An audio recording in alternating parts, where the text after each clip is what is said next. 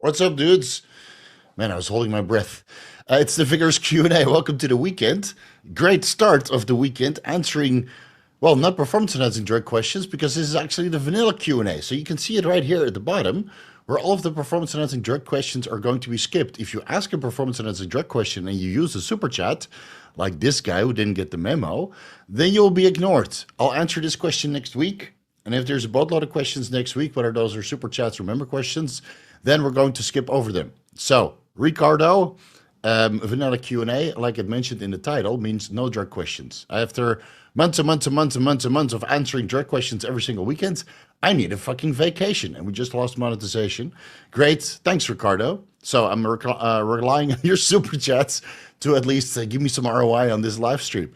Let's see. Let's get started with a couple updates. Subscribes to the Clips channel. We're now at 1,600 subscribers with about 1,000 hours of watch time. So that means I'm 1/4 the direction of getting that channel monetized. I needed 1,000 subscribers, which I already have.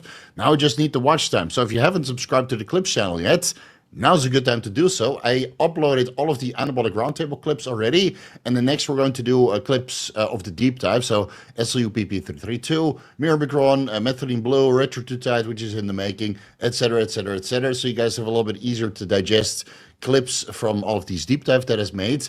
And then if you want to watch the full video, obviously, you can go right back to this YouTube channel where the entire deep dive is there for your viewing pleasure in one single, trip.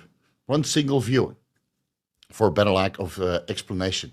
Okay, so subscribe there, and I'm going to ask it until the channel is monetized. So every single week, I'm going to ask you to subscribe to the Clips channel. And it's weird because I get 10,000 views on this live stream, and yet maybe 100 people subscribe there. So it seems that a large portion of you guys are just lazy as fuck. Okay, Cerebrolysin deep dive I dropped. Was that true?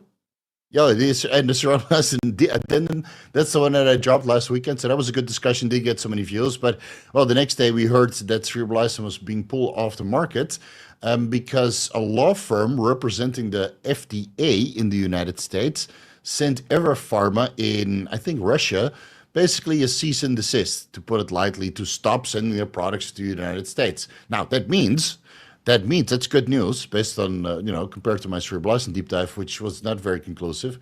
If the FDA takes notice that your product is working and they don't want you to send it to the United States, because otherwise they might lose on sales on other compounds, like other traumatic brain injury drugs or other Alzheimer's medications or other medications which Cerebrolysin might be able to replace. So that's good news. It means that Cerebrolysin works, but all of the places that sold Cerebrolysin online, whether that's, let's see, we'll go by the abbreviations, right? So that's CN, RU, OTC, and a couple of the other Russian-based nootropics websites. So they all stopped selling. If you still got your order in, great. Whatever supply they had, they probably sold already. I saw my affiliate sales go up and then boom, dead because Cerebrolysin was out of stock. So I talked with CN and I told him, said, listen, it's just the United States. You don't have to care for the rest of the world if the United States don't want you to send those products there. You just say this product is shipped everywhere except the United States. Problem solved, because there's plenty of people on the planet, whether they live in Europe or Australia or here in Thailand or other places, that would like to try Cerebrolysin after watching the deep dive or on their own accord. That has nothing to do with the US FDA. I know they'd like to police the rest of the world, but they just police the United States. So fair point, right? Stop sending to the United States. Okay, fine. We don't send there anymore. Send to the other 250 countries and make your profit. So that's what I recommended to CN. Hopefully they will are able to come to an agreement with Pharma, and then it should be available again. And again, I compared Cerebrolysin to Cortexin, right? Now, Cortexin was shown at 10 milligrams, based on my research, 10 milligrams Cortexin is about as efficacious as 25 milliliters Cerebrolysin. The good news is that Cortexin is a lot cheaper than Cerebrolysin. I think 25 milliliters Cerebrolysin is what? Maybe $30. and 10 milligrams cortexin is like $5. I can't remember off the top of my head, but it's significantly cheaper. So if the efficacious dose is the same, but the price is vastly different, then why don't you guys try cortexin for a while? I didn't get much out of cortexin because I was running Cerebrolysin first. So I got all of the neurogenesis and all of the potential brain fog diminishing and sleep enhancing qualities from Cerebrolysin, and then switching to cortexin, I didn't notice anything. But this is now a worthy time to give that a try. And otherwise, you're going to have to fly to Russia and purchase it from the pharmacy there. It shows some initiative. God damn it. So we dropped the Cerebrolysin deep dive. That's a little bit of an update from CN directly. And then I dropped the massive pump protocol, which was a lot of fun to make. Yeah, I got just freakishly pumped thinking about it, even though I'm not allowed to run any of the pump products myself because I'm doing the Epicatechin protocol, right? The follistatin operation. So we'll get into that. So next week, the enhanced endurance protocol for bodybuilders. I just need to go through it just to make sure that it's good. So it's about 1 hour, 10 minutes long. So if you want to go for a pump, watch that video that I dropped last week. And if you want to go for an insane endurance, then watch the video that will drop next week. Then the Regurgitide deep dive and the Epicatechin deep dive, pretty much done. Just need to do a couple final touches because for the Epicatechin deep dive, obviously tomorrow I'll need to go do some blood work to get the before and after blood work results. I made a little bit of a change. Instead of doing 180 milligrams morning for 2 weeks and then 180 milligrams morning and evening for 2 weeks, I already started researching and I came to the conclusion that based on its short half-life of about 2.5 hours approximately of Epicatechin, I figured, you know what if I do like 4 to 5 servings per day, if that's going to make a significant difference. And it did make a difference compared to 2 administrations per day. I mean, look at my face. It's already a lot better than before. I'm a lot leaner than before. And that's on test and Epicatechin because these are all razor burns from shaving. I got to look good for the weekend, bro. Got to look good for the weekend. So yeah, body's flesh trimmed, beach ready. Where was I? Oh yeah, so I increased the dose to like 900 milligrams per day. Epicatechin, I had a bottle and it's like, fuck it, I'm gonna finish it in 4 weeks. Do or die. So I did the research. It shows that higher dosages might be more efficacious than lower dosages, even though I think the clinical trials and scientific evidence didn't go over 200 milligrams or 400 milligrams daily. But I don't identify as somebody with type 2 diabetes mellitus or other kinds of complications regarding muscular dystrophy. So fuck it. I upped the dose quite high, and I can't say that it works. Yeah, but I also have a little bit of joint pain now. So that's a bit worrying. So what I figured, and maybe with your guys' approval or input, so I did 3 cycles of 10 days, right? 180 milligrams, 10 days, 360 milligrams, 10 days, and then, 900 milligrams for 10 days. And then we'll do blood work tomorrow. Let's see how bad it is, if I'm in full-blown kidney failure or not. So I wanted to do the same thing for YK11 because after that I have to do the follistatin 344 for 2 weeks. So 10 days on 30 milligrams oral YK11, then 10 days on 30 milligrams sublingual YK11, which should increase the bioavailability. And then 10 days on 30 milligrams injectable YK11. So I go from oral to sublingual to injectable, 30 milligrams every single day. But this should give a gradual response regarding the bioavailability and the overall effect. And I think 10 days, 2 weeks would be better, obviously. 10 days would be great to kind of see the difference between these compounds. And but also not enough time to really fuck up my joints because my joints right now are already hurting. I'm probably going to take a couple of days off next week because this elbow hurts and my shoulder hurts and this elbow hurts. And my knees are fine though because I can't train heavy from the leg surgery. So 5 plates on the leg press is the maximum. But yeah, my upper body hurts kind of a bit. 2 chest sessions and shoulders and triceps a week and then a back session. That's 3 times upper body, quite heavy. So I need a little bit of a vacation from the heavy shit, and I'm a little bit worried that with the YK11, the estrogen suppression, or potential estrogen suppression, that it might be a little bit too much. So 30 days instead of 6 weeks, if you guys are okay with that, if you feel that that's long enough to see a noticeable difference. I started noticing a lot of difference after about 2 weeks on YK11 the last time I ran it, but then I ran it for 6 weeks. This time will be about 4.5 weeks, give or take, 4.5, 5 weeks.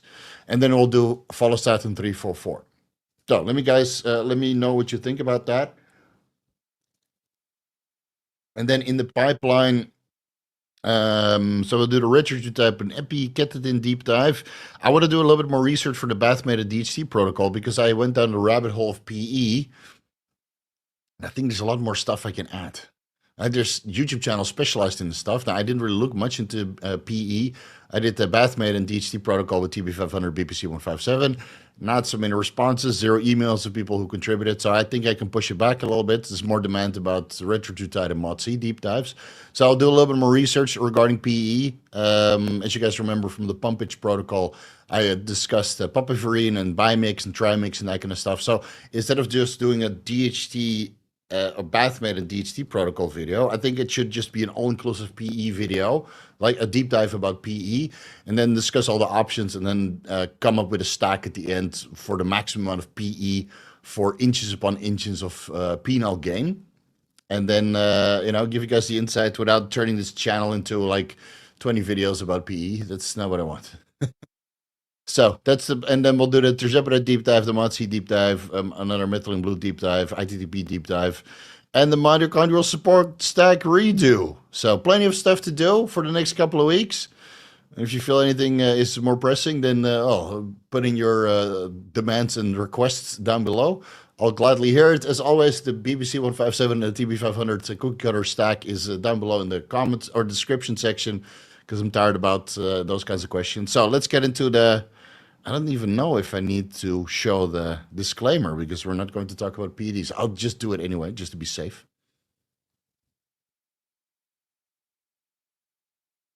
All right.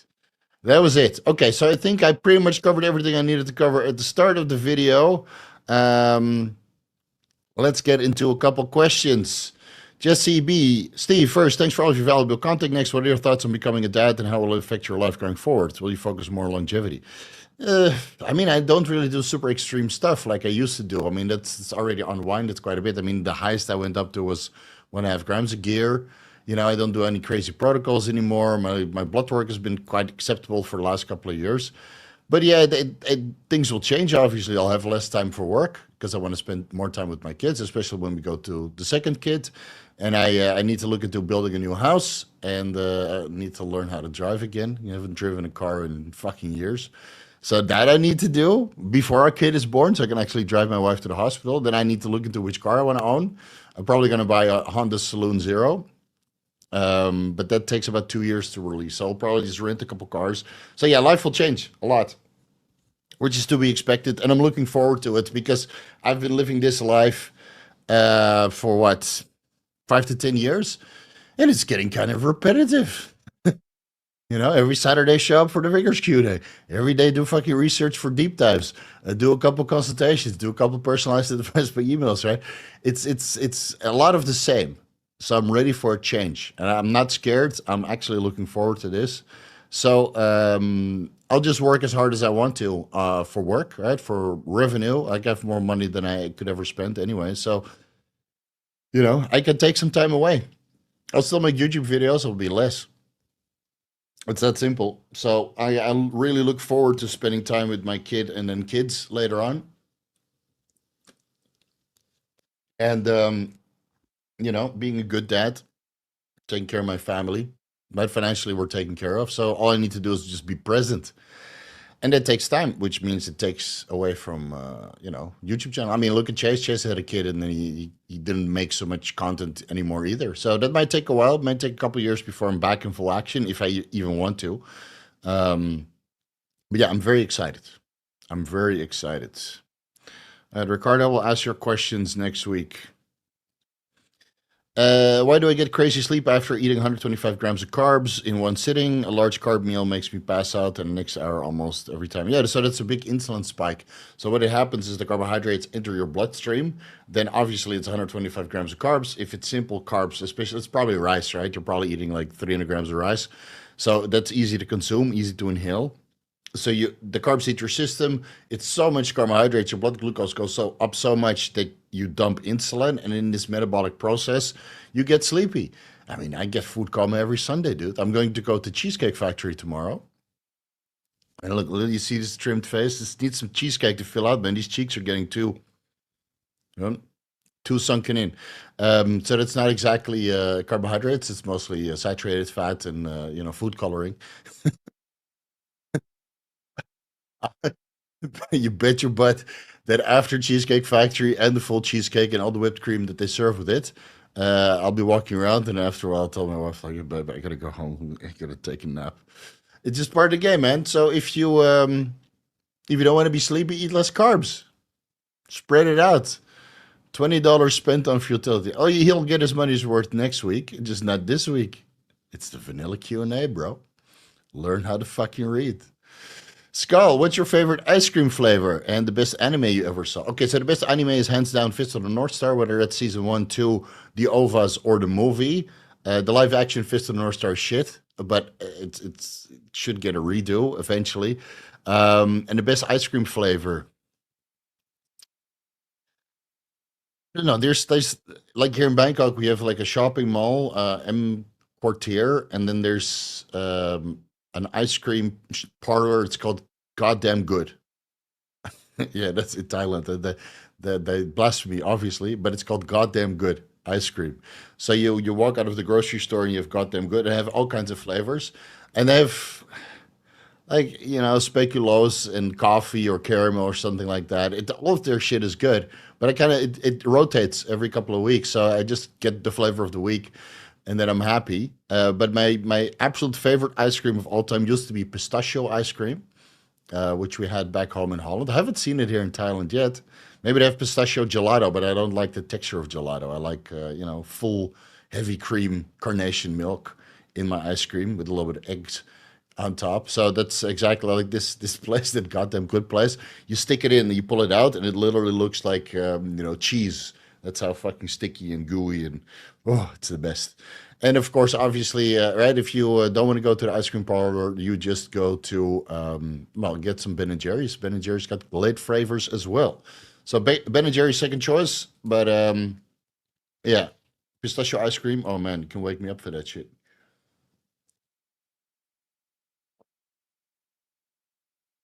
But to Zeus asks, what's the over/under set at for how many people get themselves banned for asking PD's questions during the vanilla Q&A? Yeah, let's see, man. We already got one that somebody spent money on. So you would be wise not to do that again. But we'll have these guys jump in, man. And you know what's funny?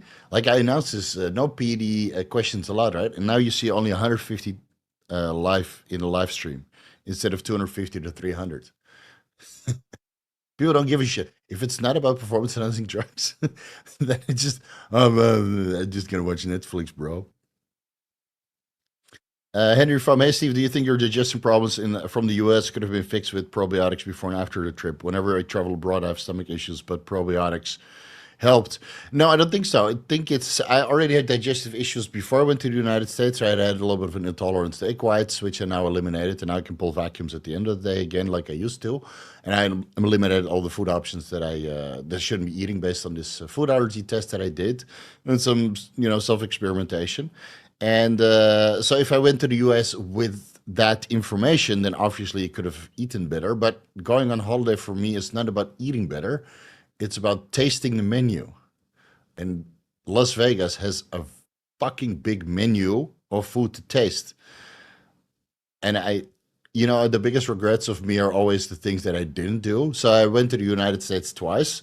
And then you go to Walmart or any of these bigger grocery stores, and you walk past an aisle that's literally all Oreos, right? A million different flavors of Oreos, all family sized, like a pack with 30 Oreos in there. Here in Thailand, they sell it by three. So it's a little bit guilt free. You buy a little pack of three Oreos, you have three Oreos, and you're done. You don't have to buy 30 because I'll finish them all, right? That's the Western curse.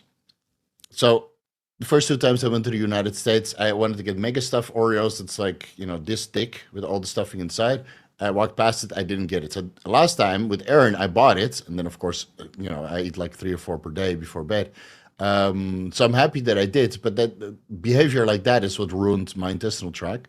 And probiotics would not have helped. No, my eating habits on holiday are absolutely atrocious, and there's no amount of supplements that can help with that. I'm going to Bali in the middle of April, so that's man, how many weeks do we have? One, oh, Windows 11. One, two, about 3 weeks from now. So there'll be no Vigorous Q&A on the 12th, maybe on the 19th of April. On the 12th, I'll be drinking cocktails on the fucking beach. Let's see. So when I go to Bali, I'll probably eat. I'll do my best. I might start a little bit of retro-tide just to help out. But that's holiday for me, man. I can be very regimented and disciplined when I'm home in my routine, and then as soon as I get out, I still go to the gym, but I drink and I smoke and I eat. That's what holiday is all about. It's a holiday from the bodybuilding lifestyle, even though I still go to the gym because gym is life. Henry Farm also asks, what are your thoughts on golden British short hairs and would you get a British short hair in the future? I would love to have all kinds of cats. The cat that I want the most is a serval. They're they live to like I don't know 20 years or something. They're wild cats, obviously. They look like a giraffe. Not a savannah cat, not an F1 savannah cat. That's not crazy enough for me. I want a serval, and maybe a caracal, and maybe a couple capybaras. Right, that we fantasize about this, and a red fox. Oh man, it would be heaven. A golden British short hair, yeah, it would be cool, or a Maine Coon, or anything with hair. But the problem is, I'm allergic to hair. I mean, look at me. This is all I have. Pubic hair excluded. Right? Oh, included. That's also there, not there. So this is the only hair I have on my body. Everything else is gone. And I like my cats the same way. So I have 7 cats, all Sphinx, and I love it. There's no cleanup. There's no hair anywhere. I don't get allergic response. I don't get asthma. Um, yeah, and then once those cats, have had a good life and then they moved on, and maybe kids are old enough, then I would drop as much money as I need to on a Savannah cat, but then I'll also have, or not a Savannah cat, a serval, and then maybe get a Maine Coon or a Caracal or something along those lines. Like get like instead of 7 cats, get like 2 or 3 really big ones, you know.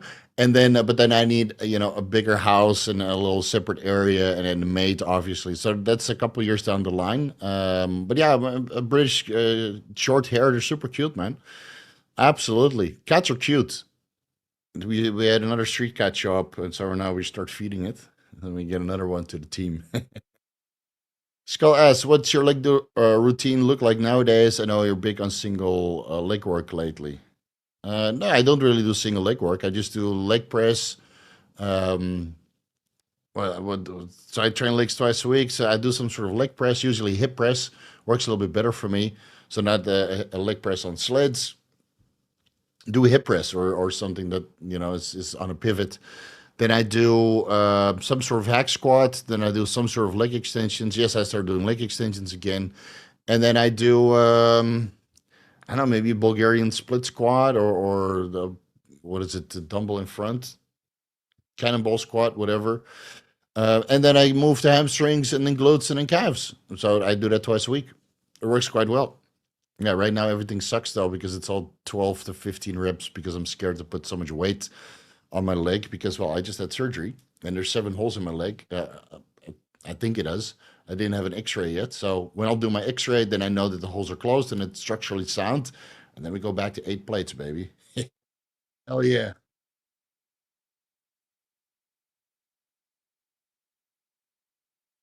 I think we just answered this one, right? Oh, this was Jesse. Okay, well, David, any positive or negative? No, so we just answered that at the beginning. So use the timestamps. I think I answered this already. If I'm nervous about it, no, I'm excited. I'm excited to start this new phase of my life and you know guide somebody new. I've been guiding people for my entire fucking life, and yeah, I think I'm pretty good at it. Joshua, what's the worst country to visit?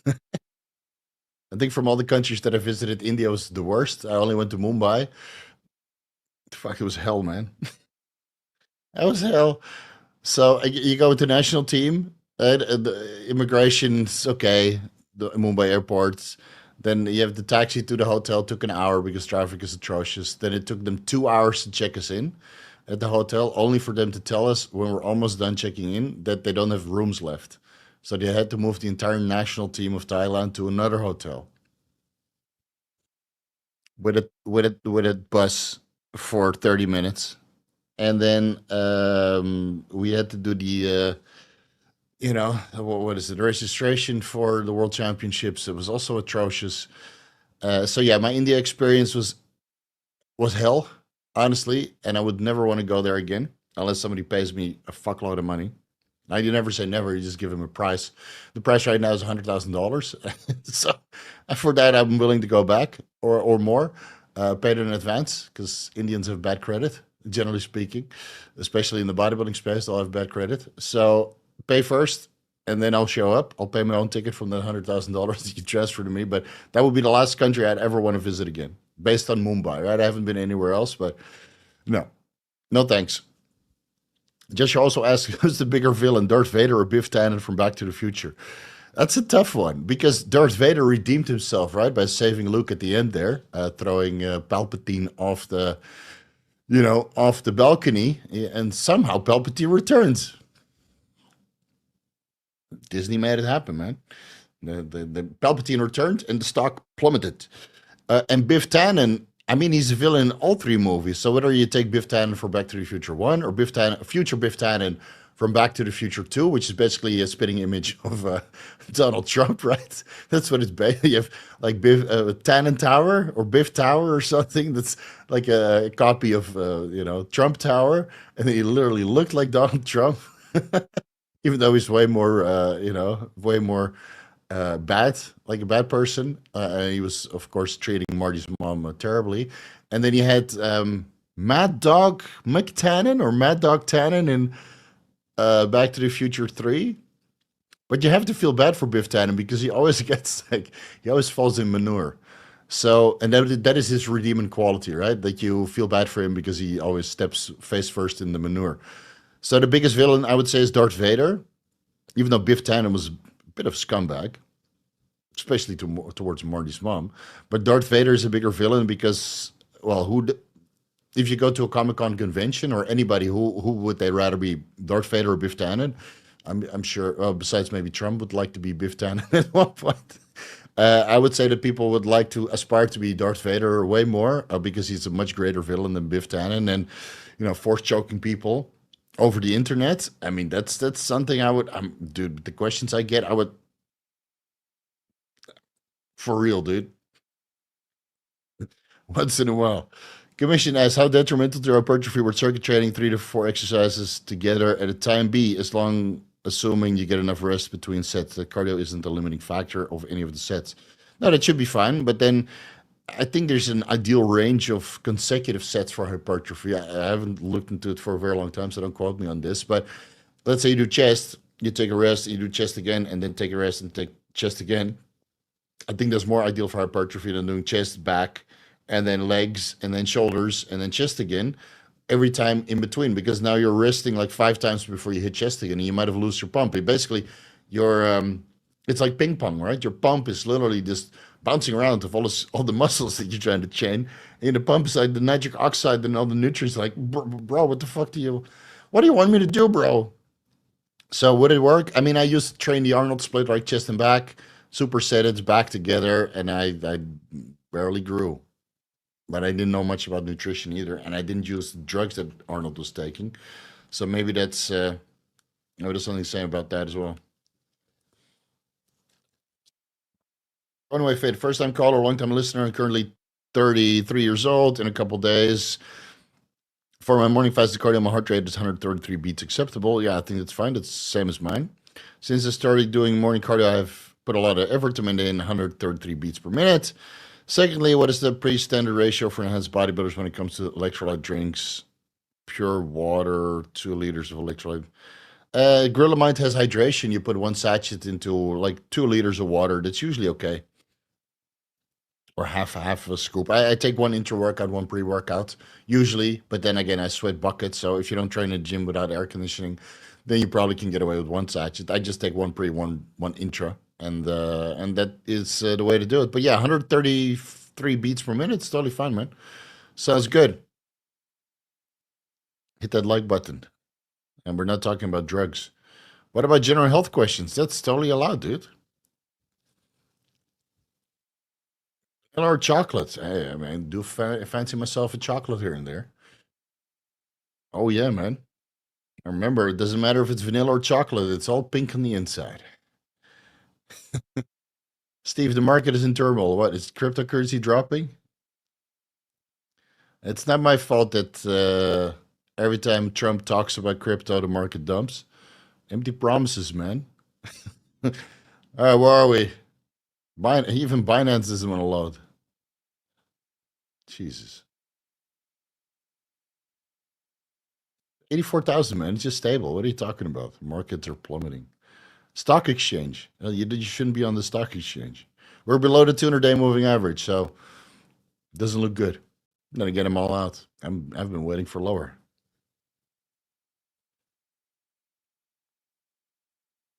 I'm 18 years old. I'm going to start LGD and MK67 in a week. What should I look out for? You should look out for the blank screen of death because you've been banned from this YouTube channel.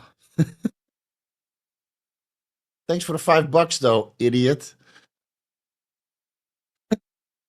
We're definitely hitting over today how many people get banned for asking PD questions. They're not going to get banned, but yeah, actually, this guy got banned because he's 18 years old asking about SARMs. I mean,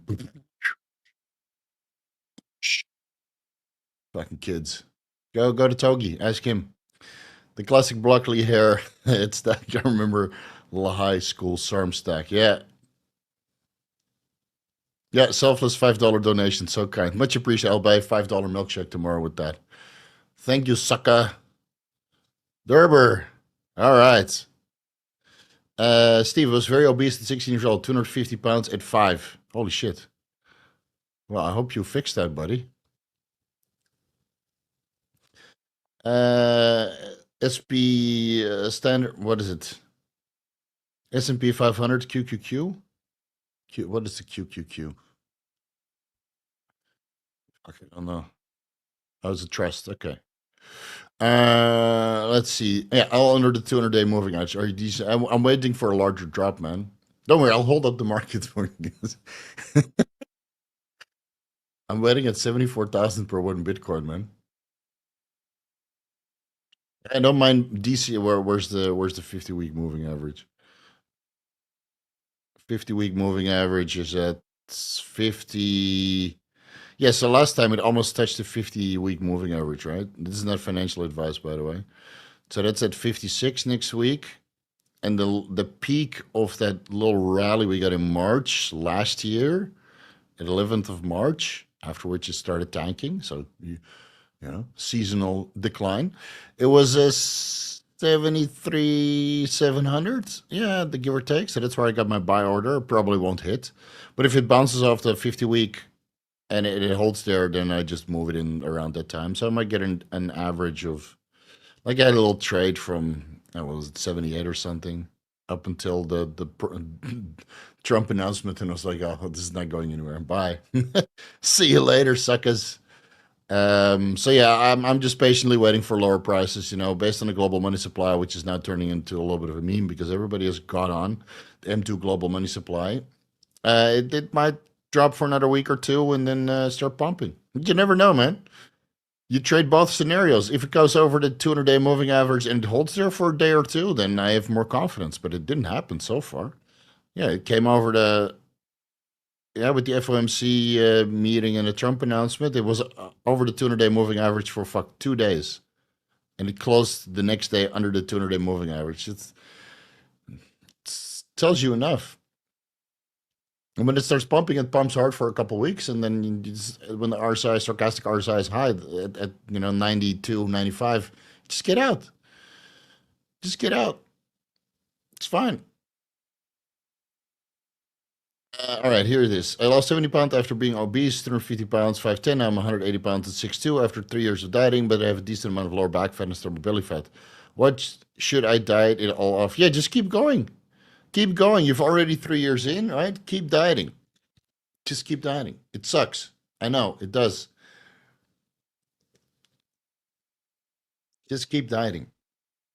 Keep dieting. And if if the diet at one point you get metabolic adaptation forever, or you're just sick of it, increase your calories for a while, maybe 2 weeks to a month, and then continue to diet again. Increase your calories a little bit, and then keep dieting again. So dieting is never like this.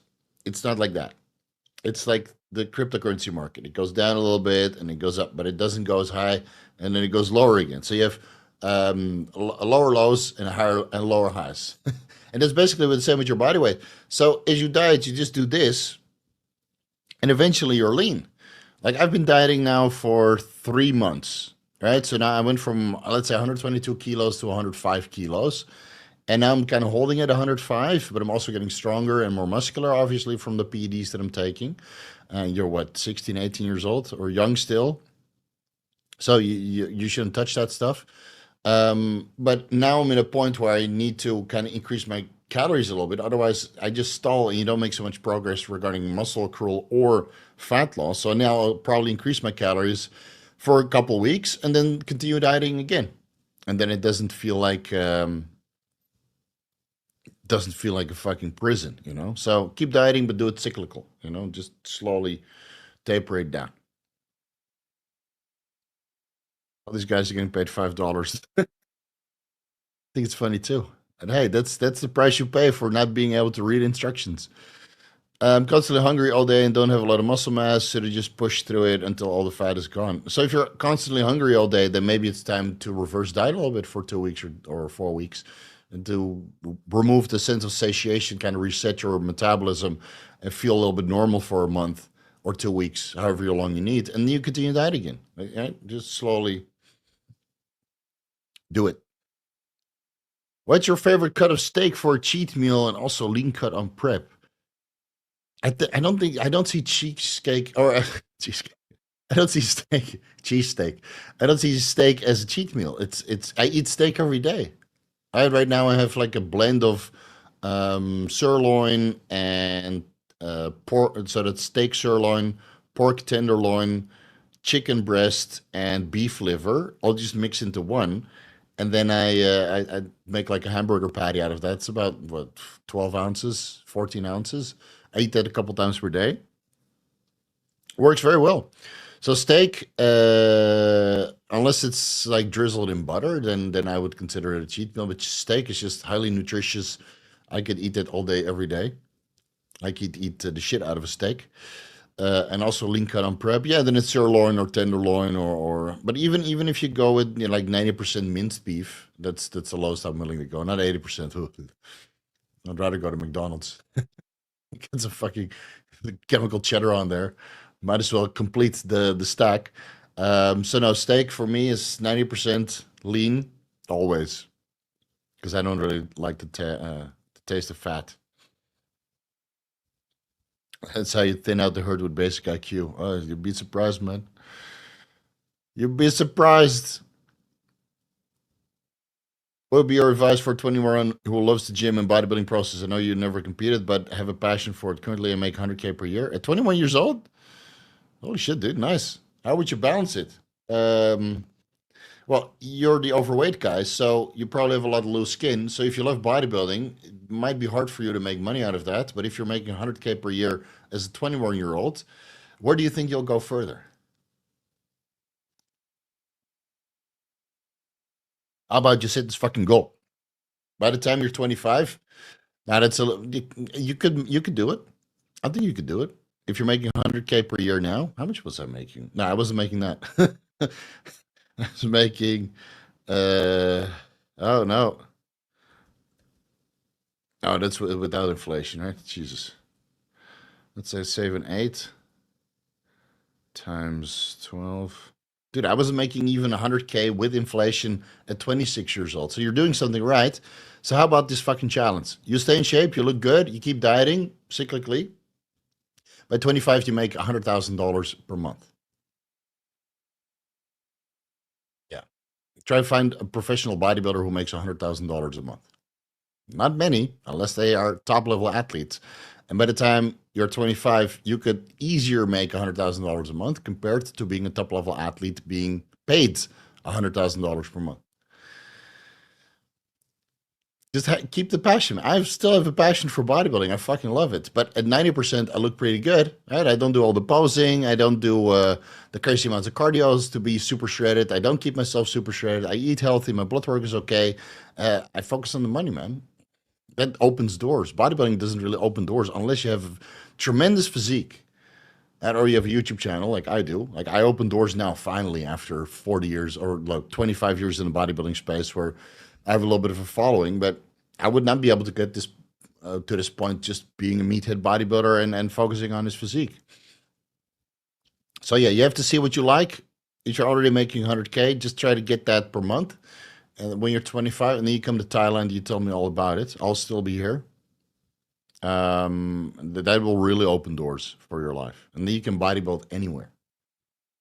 And even if you have a little bit loose skin, at 25, that's what, the PEDs are there waiting for you, but you can't take them now. What's the plan for the channel after the kid arrives? The same thing, man. I'll try to show up for the Vigorous Q&A as much as I can, but if I have daddy duty, then obviously I can't do it. And I record this from 12 to about 2:30 in the morning, which is the time that my wife should be sleeping. So I'm not going to keep my wife awake just to be on baby duty. That's my time to be on baby duty. Now, I could do the Vigorous Q&A earlier, but then I don't think many people would show up because I basically have to do it from 10 p.m. to 12 a.m. in the evening. So it's about 2 hours earlier than we start now. And then my wife is still awake, and then I could take care of the baby afterwards.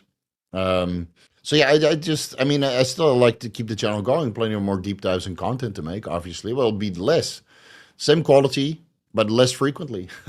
you know? That's why I started the Clips channel. That's why I hired some more help to help me with research in the Clip channel and just diversifying across all the other media platforms. I'm slowly uploading to Odyssey and Spotify and what's it called? Rumble and something else. I don't know. I have a guy to take care of that for me. All right, so I'm more hands off. I don't micromanage anymore. And then I want to spend time with my kid, man. My parents were both working their fucking asses off. They were never around. And then you miss out on certain things, So I don't want that with my kids. I want to be present as much as I can. So yeah,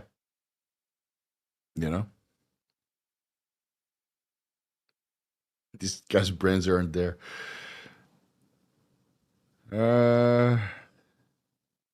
The video name literally says no drug talk.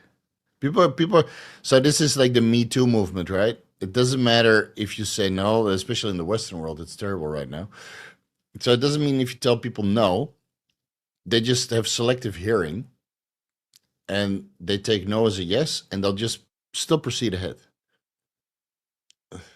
So it doesn't matter how many instructions you give people; they'll just take what they want, a little segment, and then justify for themselves that it's okay to do so. Jam, $5. Oh, there's a question, bro. Favorite whiskey? I'm all over the place myself. Yeah, I'm all over the place myself also. And I have like a fetish for a certain whiskey after a while because I had like a flight. So you get like 4 or 5 different whiskeys that have progressive palates. And then you start low, build your way up, just like steroids. So you start with, I don't even know, dude. I'm not a fucking expert on this shit. You start somewhere, you end up somewhere that's like a little bit stronger. And then one of those, like usually the third or the fourth is really, really good. And then I'll order like 1 or 2 more of those and I'll remember the name for the next 1 or 2 times that I go to a cigar lounge and have a couple whiskeys. And then I forget the name again. I might be able to find which one I really liked if the menu of Whiskars is online. Menu. Come on, internet, don't be so slow.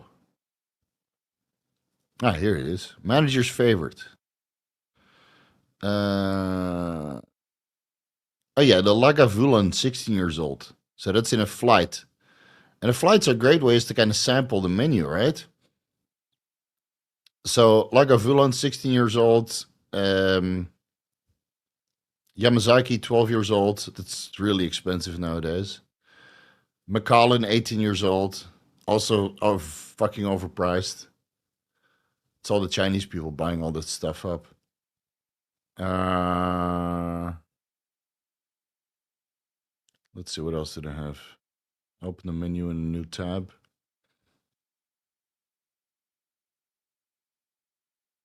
I like vodka, the Beluga Gold. It's one of my favorites.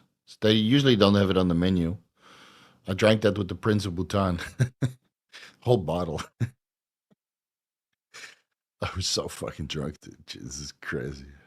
It's what, 2008, 18? Yeah, when the World Championships was in Bhutan. Oh man, it was so fucking wasted. It was great. Smoking cigars and drinking Beluga Gold with the Prince and 25 bodyguards.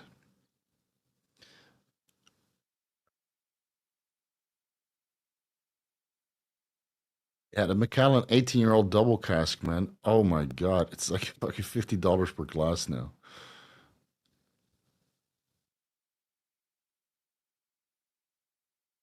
There's a couple Japanese ones which are really good.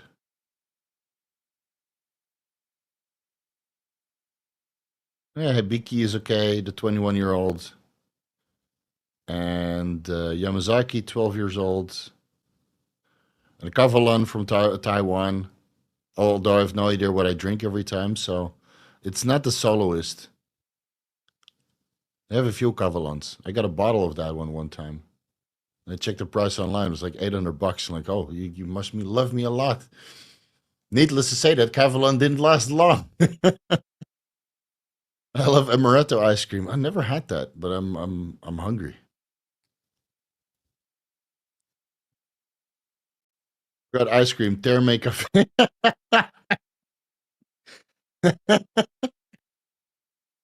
Dude, if you live in Thailand, you know.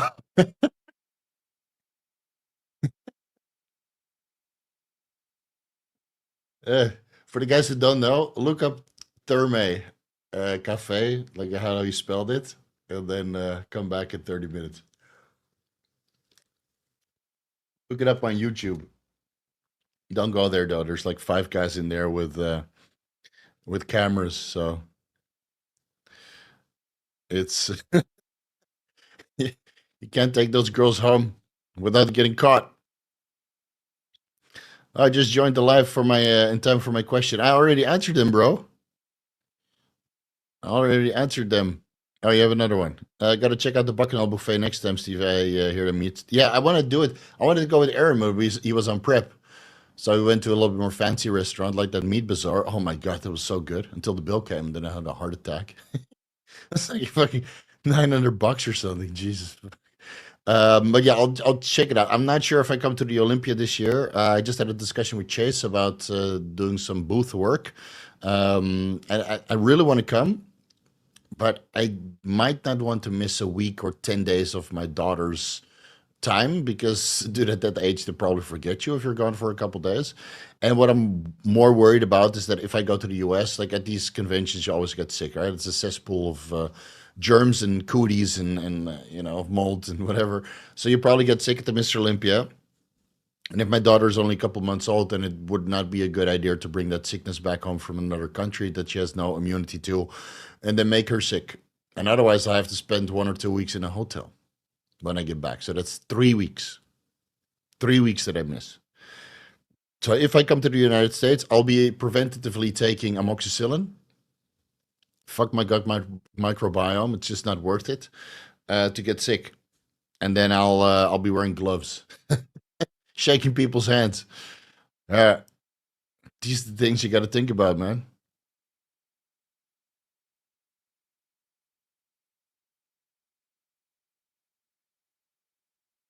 Top five movies of 2024 that Coach saw.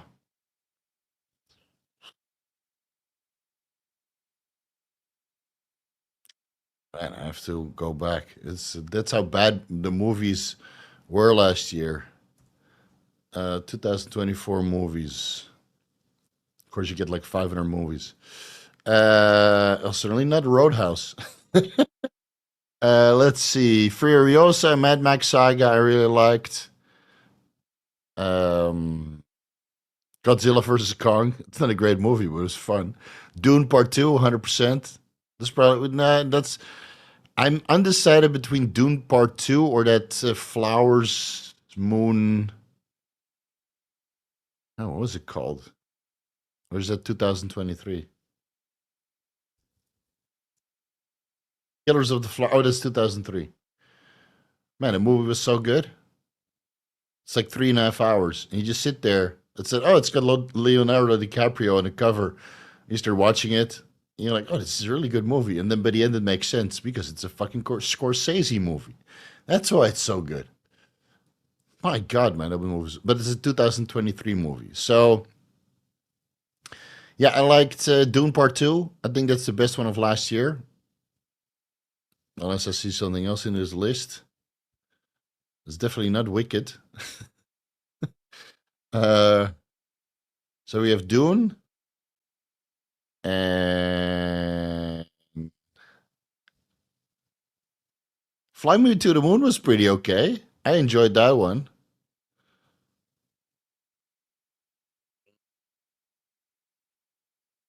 Transformers 1, I also liked, even though it's an animation movie.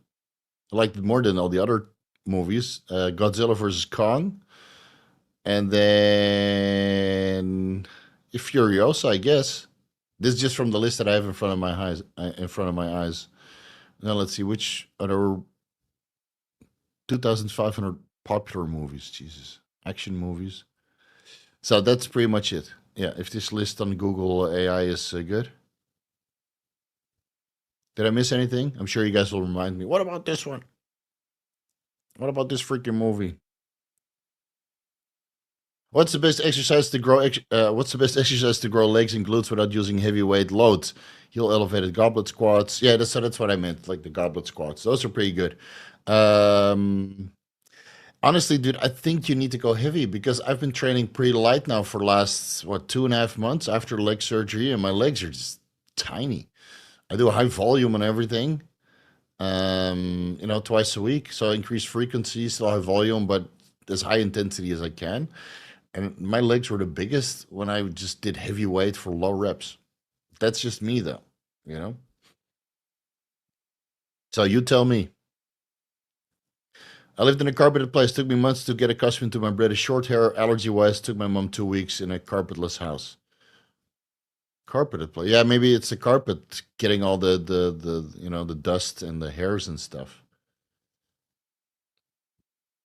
Uh, See, hey Steve, do you still take 10 to 20 milligrams vitamin B6 along B50 in the morning? No, I don't take that. No, no, I don't take vitamin B6, B5P. I don't have issues with my dopamine synthesis at all. So I'm good. Drew Vogel, thanks for everything, Steve. I highly appreciate it. Love learning new things, and your knowledge is vigorous. I always look forward to every Saturday. Oh, hopefully this one too. Even though we're not talking about the PEDs.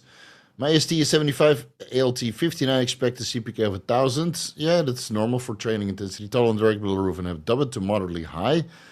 Indirect bilirubin is barely high. GT at 8. Alkaline phosphatase lowest at 44. Okay, so that sounds like normal from training intensity, and maybe your bilirubin is elevated from either lack of glucuronidation or from coming off cycle, and now you metabolize a lot of the red blood cells that were elevated on cycle, and now all of this hemoglobin from the metabolized red blood cells is coming out, and thus metabolizing into bilirubin. And in that instance, you probably see that your serum iron or ferritin levels go up a little bit because the iron is separated from the hemoglobin. The hemoglobin is metabolized into bilirubin. If you have bad glucuronidation, then it's not properly excreted or reabsorbed in the enterohepatic recirculation, and then the iron gets dumped into serum iron and ferritin to be transported away and stored in peripheral tissue. So I would say that that's the case. And a CPK of 1,000 just means that you're not training hard enough. You know, 2,000 at the minimum, man. Caitlyn Jenner, the worst villain. I got a Scottish fold, just got it trimmed. If your cat starts to shed hair, it means you have to trim them because it grows new hair for a chance of season. Yeah, too much work.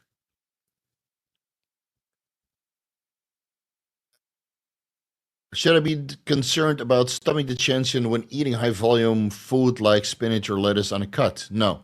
I eat maybe 2 kilos of kale per day, and my stomach is not distended at all. So just if you can digest it, it should not bloat your stomach. Have you ever doing a crypto specific channel or streams? I got in a good amount of Bitcoin early. I don't feel confident enough to make moves to build a wallet now. No, I'm still learning, and honestly, like I feel confident keeping people healthy and educating about performance enhancing drugs, but I don't feel confident giving advice. Like I tell you guys what I do and how I trade sometimes when asked, but I don't feel confident giving advice to people and then they put like $50,000 or 50 million in there and then they made a bad trade because with steroids, the risk tolerance is a little bit different than the risk tolerance when it comes to trading. So ask yourself this. If you put money in now and it dumps to 74, so that's a retracement of, what is that? 74, 12%. And maybe it even wicks lower. Let's say you get a retracement of 15% and you sell and then it wicks up because that's where everybody else starts buying. How are you going to feel? Especially if that involves millions of dollars. Like not everybody's ready for that shit. And I wasn't ready either. I made a lot of mistakes that cost me heavily. But now I've been in this cryptocurrency space for like 3 cycles. So I'm used to it. I'm okay with my portfolio dumping 25% overnight.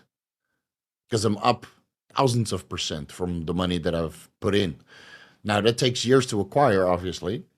And if you don't know, then just DCA $50 every month. You know, you put a $10,000 in, and by the end of a 4-year cycle, 5-year cycle, you're up to like 20, maybe $25,000, and you didn't even have to look at the market. You know, so it's I don't feel confident to really analyze the cryptocurrency market, keep track of the news, and because I'm still a student of this stuff, and I would just regurgitate other people's content because I'm still learning. Whereas with performance enhancing drugs, I can originate. Right? Everybody else is regurgitating the content. So, how many originators do we have in the PED space? Right? Not many.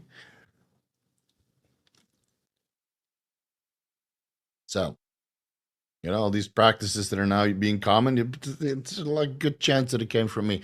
So, but with crypto, I would just regurgitate what other people say. And that's not what I want to do. I want to innovate, don't regurgitate. We got enough regurgitators already.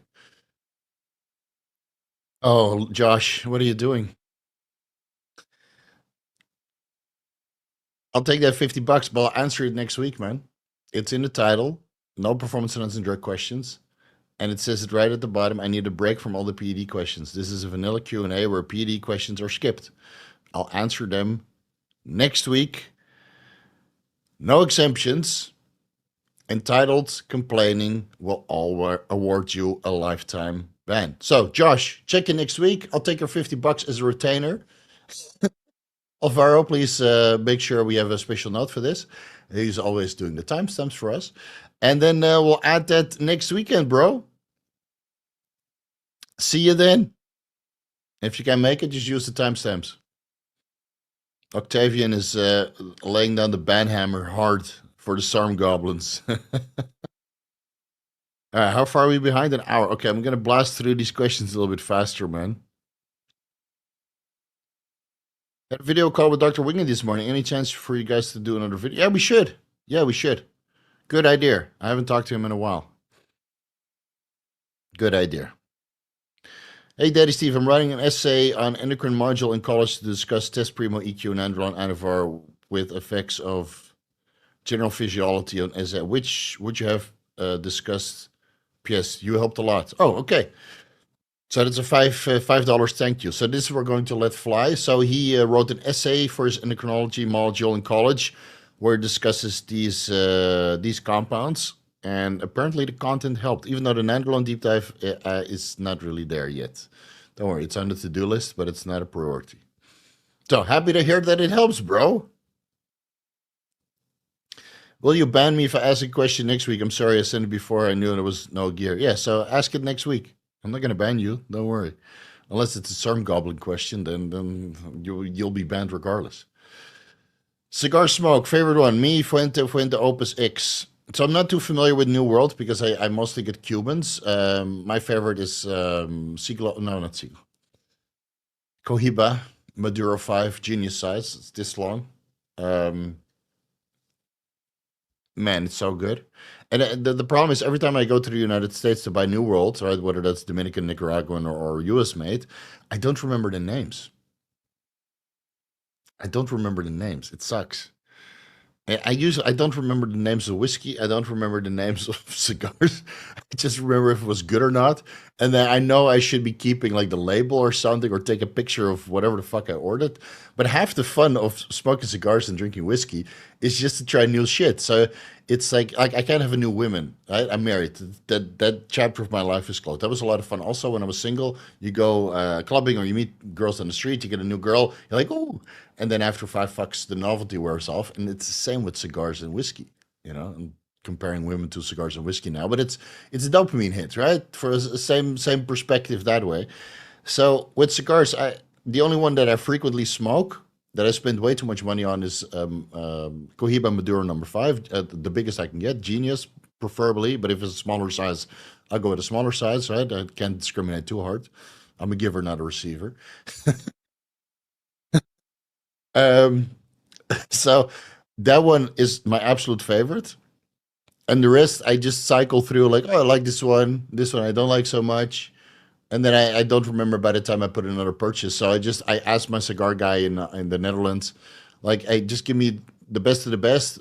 Price is not a problem. I smoke a cigar maybe once a month, once every 2 months. And most of the cigars that I get, I share with friends anyway, because Cubans are just too expensive here to buy. So, send me two of each that are good, and then I'll let you know when it's finished. And I'm never disappointed with those guys. And I'm not really disappointed from the humidors that I've been to in the United States, where I asked them, said, listen, I don't know New World, but I like Cubans. I like something that's, Maduro leaf wrapped, that's a little bit more pungent, a little bit more tasteful, impregnated, is that the, where the wrapper has like some sort of extra flavor in whiskey leaves or whatever, right? Um, and they usually give me good advice. So I'm rarely disappointed. And even the samplers that I got like 3 boxes of samplers from Las Vegas airport, which were, uh, I think, no, not the Fuente. What was it? Gurkha, and two other ones, and most of those were good as well. I think the sample of five, and I think two or three were usually good, and they're maybe like $3 or $4 each. So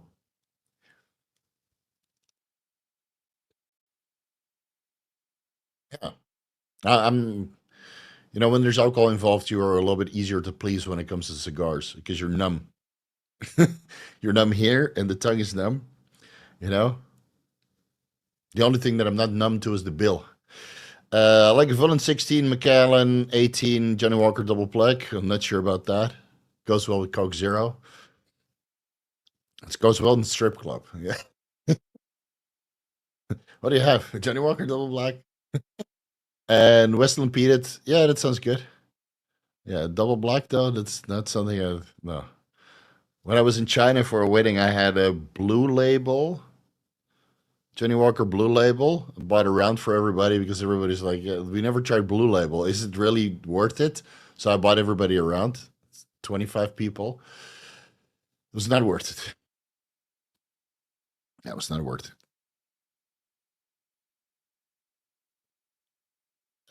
Thank you, you're not Steve, because of you. I bought a treadmill for faster cardio and prep all my meals in the morning. Financial freedom, staying consistently in shape is the next step. Fuck yes, man. And I'm happy to hear that. And at 21 years old, you're already well ahead of most people. So just keep grinding. And by the time you're 25, 30, you'll be laughing all the way to the bank and wondering why all these fuck ups of your age group are doing the things that you're doing. I can't believe, look at this fucking asshole. Oh well. And then you hang out with the older people.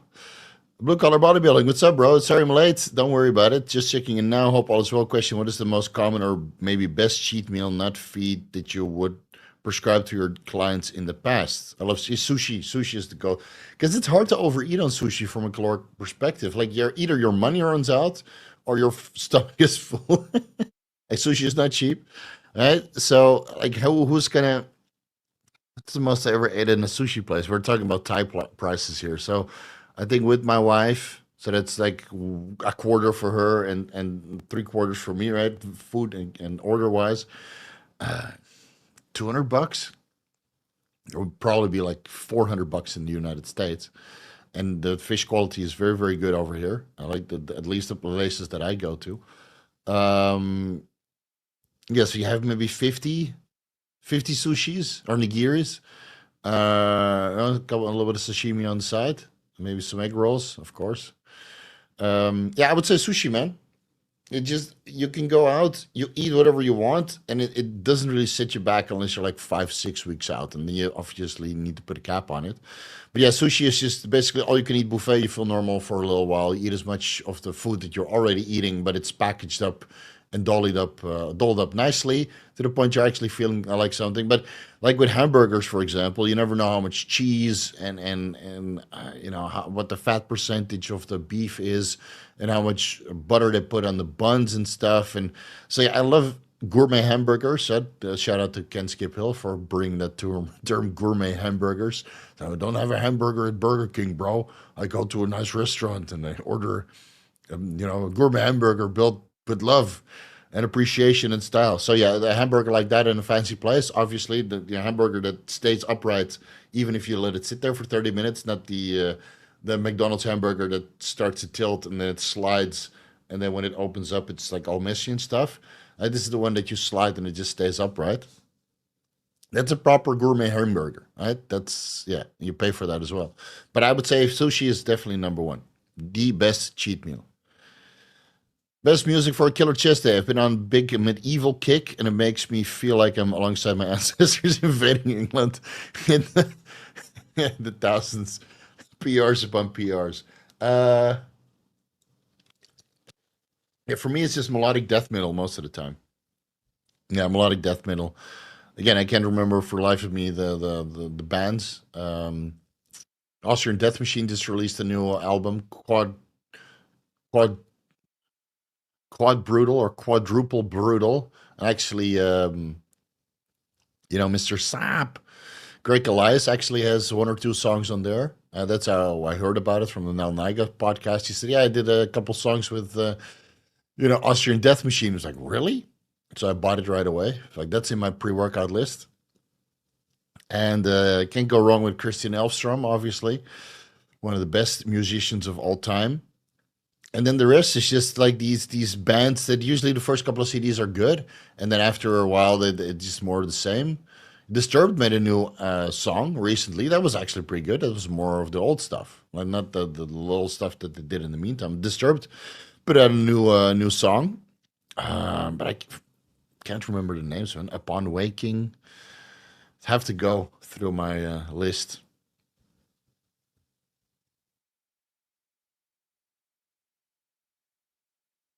Ian, what are you doing here? Go to bed. Bilirubin is also an antioxidant. Really? Oh, we got to discuss that on the next anabolic roundtable then. Maybe it's not a good idea to promote the excretion. Why isn't the belt Scott called the teabag machine? Do they hate money? Yeah. Well, cultural, no, it's not cultural appropriation, but people are offended about the littlest things. They're offended for these chest muscles that are popping off my fucking collarbone. Look at this shit. Look at this shit. Yeah, it should be called the teabag machine. Just like the yes and no machine from the adductor and the abductor machine, right? A good girl, bad girl machine. And just people get offended. And public gyms, dude, if I ever open up my own gym, I'll name the equipment exactly like it is, and I'll put a fucking tea bag made out of silver or gold or something right there on the fucking thing, and you have to go all the way down to the floor, and you can only go up when you hear the wrinkle. So you make like two nuts with the like a little bell, like a little cowbell. You have to go all the way down. If it doesn't ring all, or doesn't ring, you can't go up yet. So you actually go T-back all the way, acid grass, or T-back to concrete, not sack to concrete, and yeah, and then you can go up. People are so offended, man.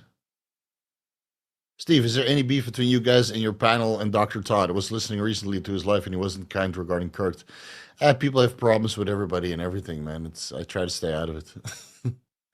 It's there's a lot of ego, obviously. Yeah, I have my ego also. And some people jive well with each other and some people don't. It's just it's part of the game, man. It- I can't get upset about it anymore. I've had so much shit over the last couple of years. You know, the Liver King shit and the Dave Palumbo shit and other educator shit, the Victor Blackmail shit. It's just after all, it's what fucking ever. I think I do an okay job. And I think I do a pretty okay job here. Do I make mistakes? Sure. It happens. And nobody's perfect.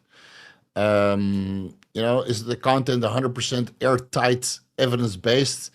It can never be because the evidence is always evolving. And people interpret the scientific evidence differently, so they have their own opinion. It's part of the game, man. And some people are better at expressing it than others. It's just very simple. When people start talking shit about me, the door's closed indefinitely.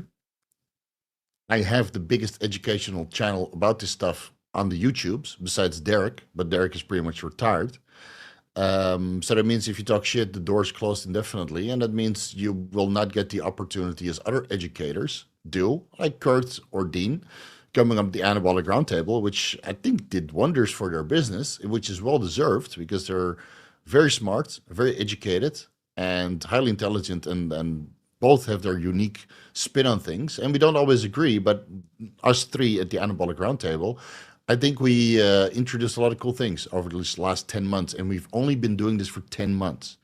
So imagine 2, 3, 4 years, right? And that's something I'm not going to give up because it's a privilege to just talk to those guys for 2 hours and then drop that live. And we have like a 30 minute and 30 minute after, 30 minute before, 30 minute after. So that's even more fun, all the stuff we can't talk about publicly. So, I, like Victor, for example, start talking shit right from the beginning. Imagine if that guy was nice. Imagine the opportunities he would have had collaborating with other people. Maybe he would have been a great educator, but he decided to fucking stab himself literally in the eyeballs and start talking shit. And if other people are doing that as well, they're literally, it's career suicide basically. Because if you go against me or Derek or some of the other bigger educational platforms, and I helped other people raise their profile, right? Then all these other channels are also turned off by your behavior. Now they don't want to collaborate with you. And then what are you left with? You're left collaborating with the leftovers. And that's fine. You could all enjoy 5,000 to 10,000 subscribers together. And you know, talking about not agreeing with the other educators, which are all great together and friendly together, and hang out together and go out to dinner together and have booths together. You can all hate from a distance and then fight over scraps because we'll be taking all the clients and we'll be taking all the affiliate sales and the consultation calls, and your guys just left with the guys that can't go anywhere else because they can't afford it, and then you have to charge $100 per hour or $200 per hour instead, and then have 20 clients. So, I'm not sure what they said, but this is just a common occurrence. People always show their true colors eventually, and it's just basically career suicide. So, karma's a bitch, man. It solves itself. You can talk shit all you want, but it just solves itself. I don't have to do anything. It's that's the position I'm in now. I just think, well, whatever.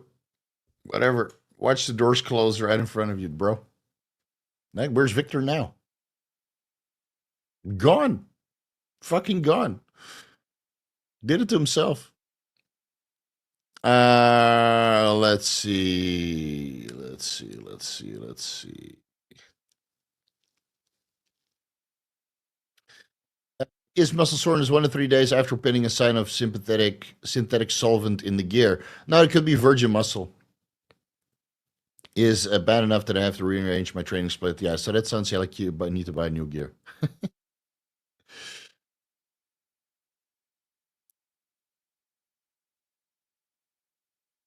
Partagas Maduro. Yeah, that's a good one also. Partagas is nice. And Bolivar also, but Bolivar is sometimes a little bit disappointing. But Partagas, man, that's some good shit. My wife and I plan on doing 1 month trip to Southeast Asia, Thailand, Vietnam, Cambodia, etc. Choose one place, man. You have like 1 week in Thailand, 1 week in Vietnam, 1 week in Cambodia. It's with all the traveling and it's quite a rough and intensive holiday. Any suggestions on thing we must do or avoid on the trip? Yeah, avoid going to 3 countries. um, all three are great. You know what I would do if you want to do it in the future? Just start planning well ahead of time. Look for all the cool things you want to do in Thailand. Look for all the cool things you want to do in Vietnam. Look for all the cool things to do in Cambodia. Categorize them, prioritize them, and then see which country you want to visit, and then make a travel itinerary. Right? There's really cool shit to do in Vietnam. Phuoc Island, Da Nang, and Hanoi with Halong Bay, right? And maybe Sapa if you go in the right season, and then your month is done, dude. I was in Vietnam for 3 months, 3 months, and I saw everything between Phuoc and Sapa. I stopped everywhere. At Phuoc and Bến Tre and Vung Tau. Is it? I think Vung Tau South, and then Saigon, and then and everything in between. Da Nang for sure. Dalat I went to. I went to Nong Pom. It's like Halong Bay, but then inland, where you go through it with a little paddle boat to use their feet on. What is it called? Ninh Binh? Ninh Binh. Halong Bay, obviously. Sapa. I've been everywhere. It took me 3 months, dude. So Thailand, Chiang Rai, Chiang Mai. Avoid the guy that will approach you, the neckbeard that will approach you, telling he's the greatest educator on the planet, and then makes you want to sign up for his membership site. Avoid that guy. Unsolicited advice from a guy that doesn't look like anything. What else do we have? A couple cool places in the middle.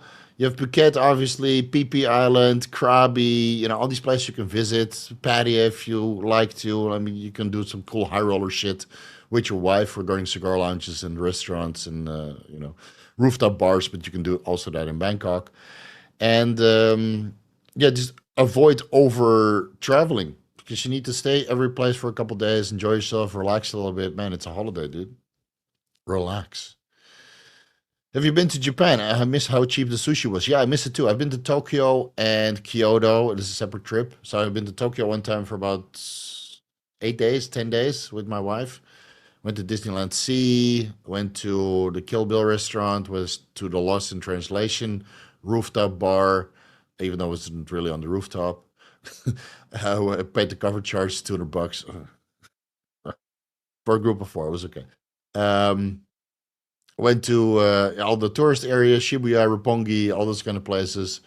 Um, Went to Tokyo Tower, but we could see Tokyo Tower right from the balcony of my best friend who lived at the Dutch embassy. So you had the biggest balcony there. Must have been like 50 square meters or 100 square meters. Huge, way too big for what he for his position. And then we're just chilling there, smoking cigars, doing barbecue with the Tokyo Tower unobstructed as a view. Could literally see from the base to the top. Fuck man, I missed that place. And then we went to Kyoto and Osaka, and we went on a side trip to Kobe where we had Kobe beef. Yeah, Japan is great, man. Japan is. I wouldn't want to live there. Maybe Kyoto. Kyoto is nice, but I don't know. It's too many people, too pressing. Very tight. Everything. The living conditions aren't really good from space perspective, and training is very small and looked down upon. And then the drug rules there, they have like a 99% conviction rate or something because they just bully you into admitting to a crime even though you didn't commit it. So that turns me a little bit off. So I like Thailand. It's good for holiday. 2 weeks. Osaka, Kyoto, Tokyo, and then maybe a couple side streets that I haven't been to. But seems like a great place, man. Sushi was super cheap for sure. Oh, that Kobe beef was not cheap. Holy moly. I travel around the country, work for work, running 500 milligrams this per week. And okay, so we'll answer this in next week. The details are on the screen, guys. I have no mercy. Man, I love sushi as a cheat meal. I get to eat ton of food and don't have to deal with the bloating or anything because it digests so well. Yeah, I love sushi, man. I eat it like twice a month. Love that stuff.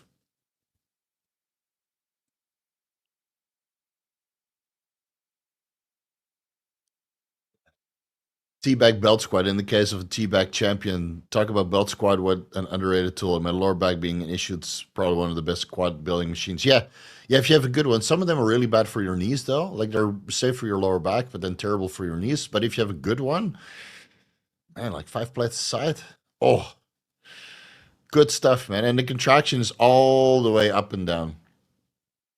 Contraction is all the way up and down. Maybe Steve's panel doesn't, but everyone else answers yes. Oh, okay. Yeah. Well, everybody has their own takes, right? Everybody's entitled to their opinion. Um, no matter how I had some fucking strange takes in my day. Sometimes you get called out on it. It's okay, man. It's all good. It's all good.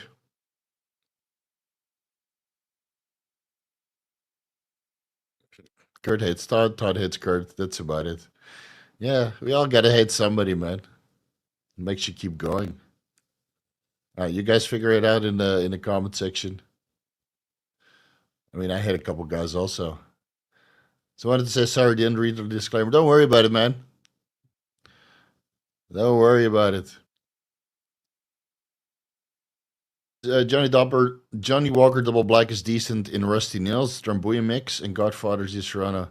Damn, dude, you're a really expert. Not a great sipping scotch. Yeah, it's like something you need to mix. Double Black is something for the strip club, man. Like they have the menu, right? The menu is smaller than the selection of girls. They have like, 3 cans of whiskey and maybe 2 vodkas and then a couple beers. You're like, oh, fine. It's either Jim Beam, Johnny Walker, or Jack Black. What was it? Jack Black? Jack. I think it was called. Was it called Jack Black? Jesus fuck! It's been a while. No, that's the actor. Yeah, I've been taking too many sets to failure. Jack Daniels, Jesus Christ. Sorry about that.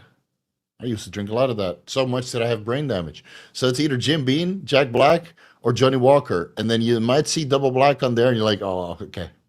We'll go with that. Because if I'm here blowing money, then I might as well go with the highest, most expensive option. So much drama. Just GVS have S tier arms. You mean Geoffrey Verity Schofield? No, man. What the fuck? Have you seen his triceps?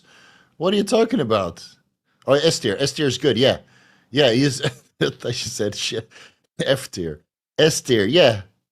I think so. He gets fucking lean and he trains fucking hard, man. That's why he's one of the few naturals that I actually got on this channel because, he puts out good content. He has his own unique view. He's not afraid to speak his mind. He's got a great following and he trains fucking hard, man. He trains like a fucking animal.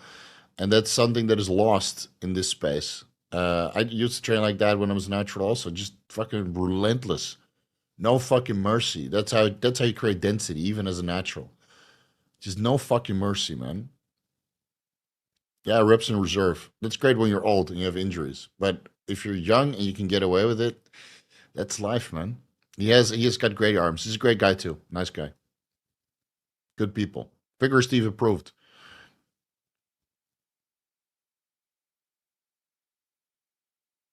Jesus, there's a whole we can write a whole book about this chat today.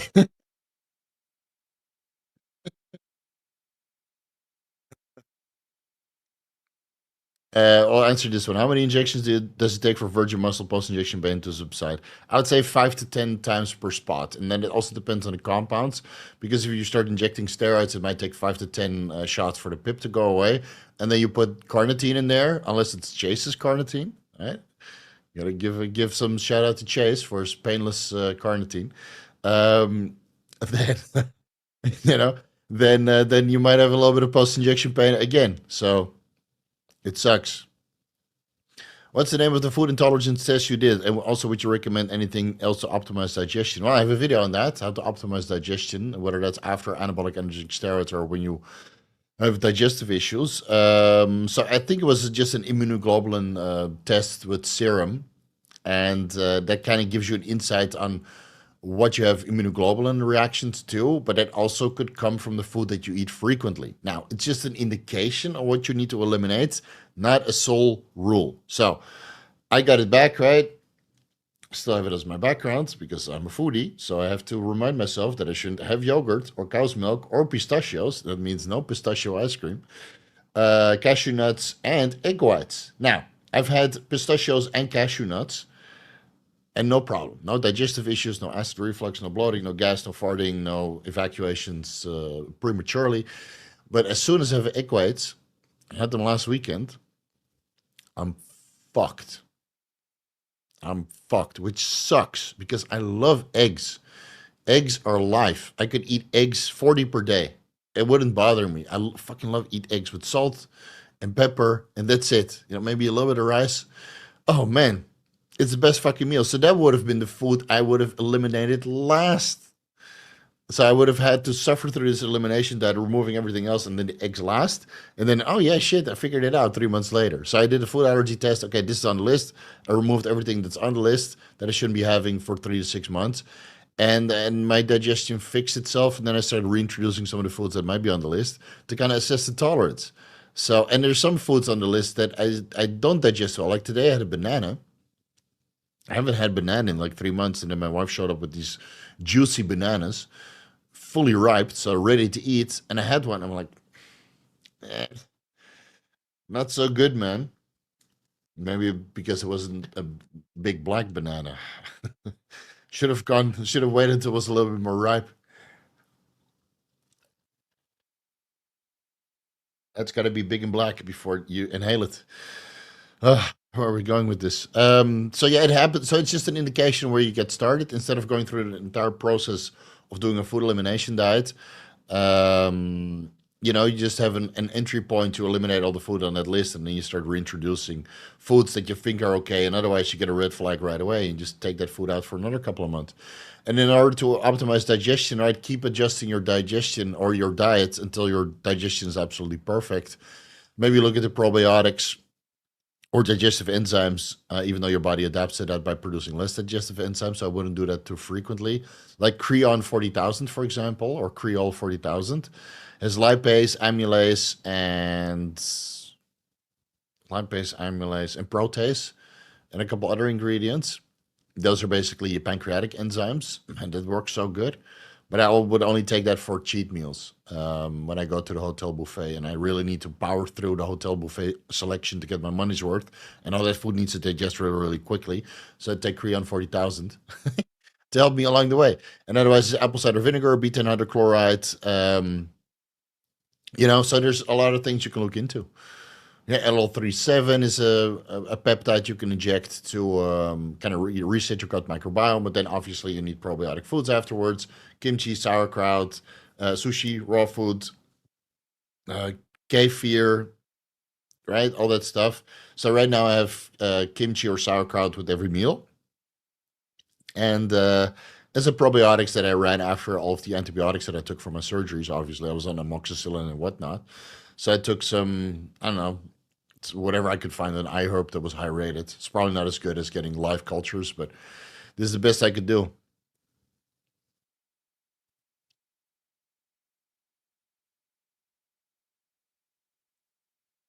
Mm-mm-mm.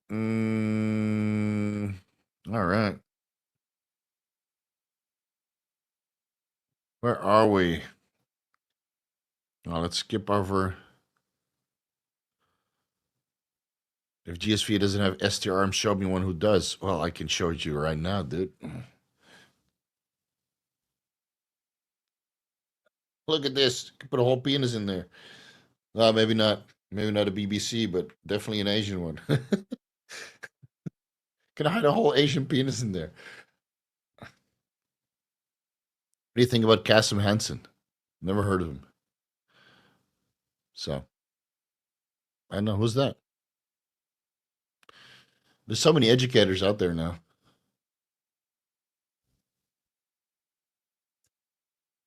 Kasim Hansen.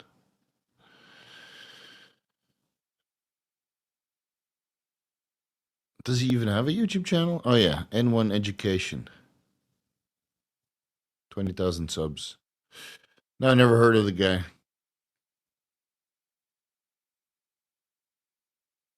Needs to make more content. Then I might hear about him. You know, if you don't put yourself out there, then and let me scroll down a little bit.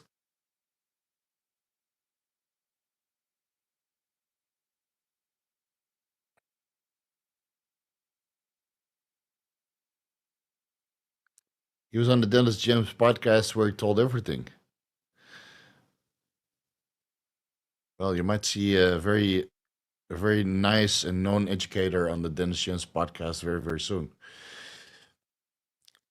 So make sure you subscribe to the Muscle and Fitness YouTube channel. Are you as impressed with Walmart as Aaron? No, no, because I've been to malls like that. It was called the Supermarché in France. That was my first exposure to these hypermarkets.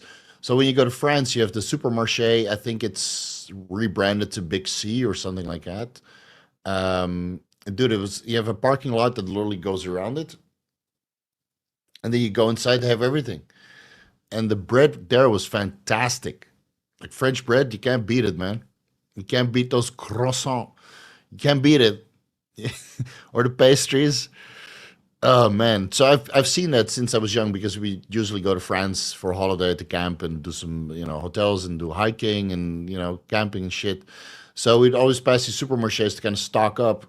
And they were huge. Now, as a kid, the supermarché might have looked huge, but it's probably like a quarter the size of a good Walmart. So I liked Walmart for the selection. What I did not like about Walmart was the lack of fresh produce. So comparatively, right? Like you have a huge section for clothes and electronics and whatnot, and then you have a gigantic section for non-perishables, like the cookies, that shit, like the Twinkies that last the nuclear apocalypse. And then you have a fresh produce section. It's you walk through there in 5 minutes. Now the food selection is absolutely great, but I would like to see a little bit more fresh produce. Like here in Thailand, the fresh produce section are proportionally much larger than the other sections. So, and I like to eat healthy. I like to have fresh stuff, I like to have fresh vegetables, fresh meats, not packaged like 500 times, or so I can actually look at the meat. Like the chicken at Walmart. Oh my God, dude. I think you can kill somebody with that. That looked I've never seen such an ugly, atrocious looking chicken in my life. And that's across all Walmart. And then you go to uh, Trader Joe's, and the chicken there looks better, but still not as good as like in Europe or in Thailand, for example. Like here, the S Pure chicken looks absolutely beautiful. Looks exactly the same as fresh chicken you would get on the farm. And I used to buy all my meat produce from a farm. So you said, I want to have a cow and 10 chickens and maybe a leg of pork, and it would chop it all up for you fresh, and it would still be hot when you got to collect it. Yes, but a room body temperature hot. So yeah, so I like Walmart, but there's so many great. I like what is it? These little pop and mom, a little bit smaller shops like Trader Joe's, where you just have a little bit of better selection. Like the fresh produce at Trader Joe's was better than Walmart, that's for sure.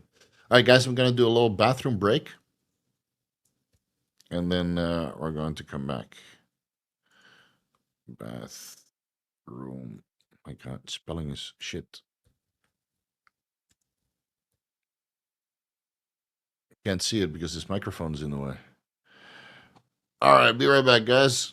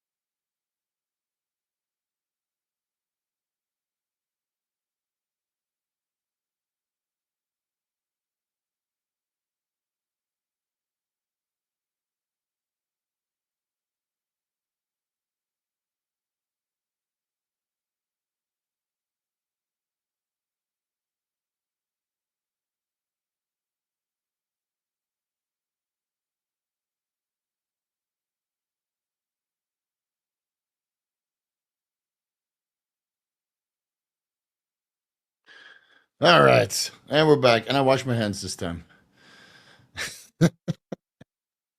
Let's see, where are we? Pastry tier list. Fuck, we should do it, no? The pastry tier list. Which pastry is most anabolic? Dean, what is the most anabolic pastry in the UK? Is it custard? Custard based? Better be. Those are fucking good.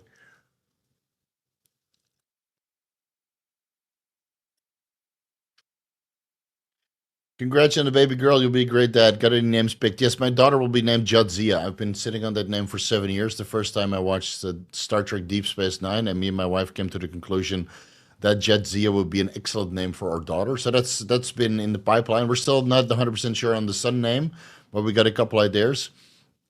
Yeah, so Jadzia Mali, insert last name that nobody will know about. Insert last name here. Jadzia Mali. Yeah, I think I'll be a good dad. I think I gave enough people good opportunities in my life and saw that come to fruition.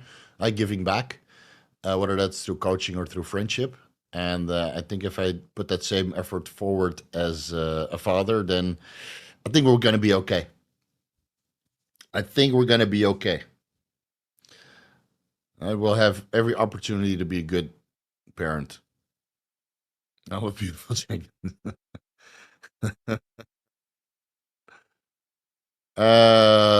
Big black, big beautiful chickens. There you go. Yeah, man. They're very. There's something to behold, especially when the chicken comes around the corner and it takes like 3 steps before the tail comes out. Like, alrighty then.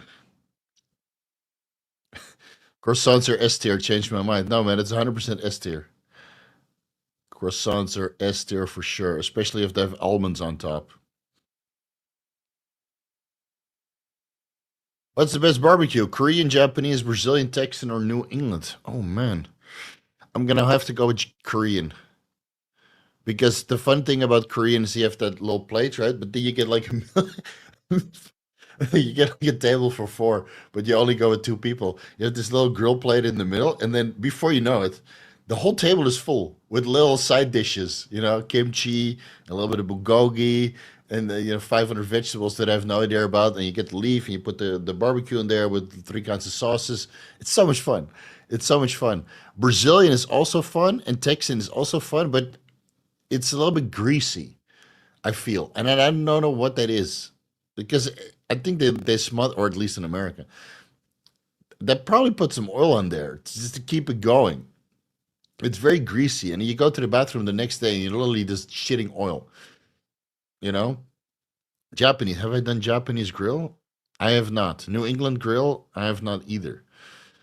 Um, Yeah, and of course, if you do Brazilian grill in the United States, it's probably different than Brazil. Like in Philippines, allegedly they got great grilling as well. But my favorite between Korean and Texan and Brazilian that I've done, I would say Korean. Yeah, yeah. Will you ever make a gambling stream? So if I start my own meme coin or start doing gambling, that's the top signal. That's the time for you to unsubscribe. Yeah, and you can come back when I'm broke and I need to do. I have to go back to the old content that was working for me before. Yo, Steve, any updates? Yeah, I wanted to ask him on the next anabolic roundtable. So, of course, studies take some time to, be published. So it is in the making. I think the abstract was already there, but they're still going through some processes. I think peer review still needs to take place. But I'll ask Kurt and see what's going on, and then I'll make a separate video about that because I'm sure it'll be interesting content. So I'll ask him on the podcast next time, and then let's see. Let's see. I would love to hear about it. Haven't heard anything new. The Cisco. Yeah, call my Benjamin is a good name though. It's a good name. Yeah. Maybe if I name my son Benjamin, he would get a BBC. It's half Thai. It's black enough. If you got my genetics, then it'll be good. Not that I have a BBC, but it's big enough. BEWC. Big enough white cock. For an Asian woman, it's big enough. It's too big after that bathmate protocol. Stop it. Stop, please. Oni-san, no. Uh, all right. Vigorous coin. Yeah, 100% guaranteed. Any thoughts on Mongolian grill? So the weird thing is, if you go to Mongolia, they have no Mongolian grill. I've had Mongolian grill in Holland. I've had Mongolian grill in Thailand. And then you go to Mongolia, and they don't eat anything like that. Every southern state has different barbecue sauce and style. Best barbecue is also at the gas stations. Well, I'm not sure about that, dude. Uh, I'd rather go to a fancy place. So Mongolia, um, yeah, they eat. It's so I was in Mongolia, right, for what, a month, and then 18 days or 19 days of that I spent on a horse. So let's say, yeah, 2/3 of that I spent on horseback in the Mongolian Alps, close to the Russian border, close to Hoofschool Lake. You can look it up on Google Maps. So we ate dried yak meat and soup. And then 2 days later, you come into a little town again, and there might be a little restaurant there, or you buy some potatoes and carrots, and you buy some more dried yak meat, and you go on your business again. And then 2 days later, you come somewhere. And then once in a while, you meet a family where you can buy some bread. So they have this huge kettle. It's like a pressure cooker, and they make bread in there. So they heat it from the bottom and the top, and then you can buy the bread for, I said $5, $10 or something, which is way overpriced. But of course, they see a foreigner every couple of days, and like, this fucker, we're gonna extort him for all his money. I didn't give a shit. That whole trip cost me like $220. Can you imagine that? $220 for no, 250 for everything included, including the guides and sleeping at places and buying food. $250, man, for 20 day, almost 20 days on horseback. I had a big bag of candy that I would give away to the kids there, and just give them one by one, because if you open it up like it's Halloween, they will go in fucking hand first all the way to the fucking elbow, and then your candy is gone. I learned that the hard way very fast. So yeah, Mongolians, they don't eat anything like Mongolian grill. We came to a family at one time and asked them, well, what do you guys have for food to sell, or can we eat something, stay here for a few days? It's a nice open valley, beautiful family with all kids and just running around and stuff. And so yeah, what do you want to eat? I said, I don't know, some meat. It's okay, go pick a sheep. Oh, pick a sheep. So like looking for the biggest sheep. So how much is that one? Yeah, it's $50. I said, yeah, sure. So we bought a sheep, flipped it upside down, cut the stomach open, pulled out the aorta, I think, and yeah, it just passed away there. And then we skinned it and took all the meat and made organ meat sausages. We ate that entire thing. and they kept the pelt, right? So they were later in the day or a couple of days they were like filing the skin away after drying it a little bit. So that was the biggest Mongolian, the closest I came to Mongolian grill.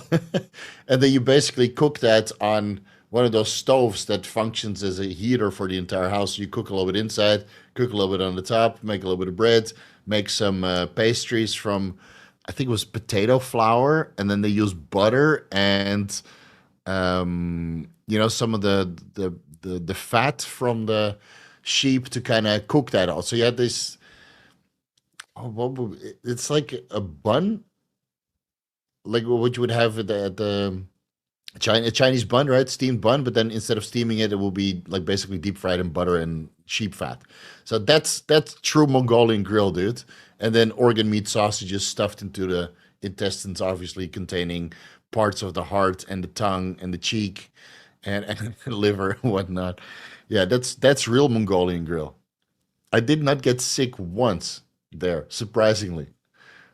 I did not get sick once there. Everybody was carefully listening, no questions. All right. So yeah, that's do that when you're young, man. Travel around a bit, see the world.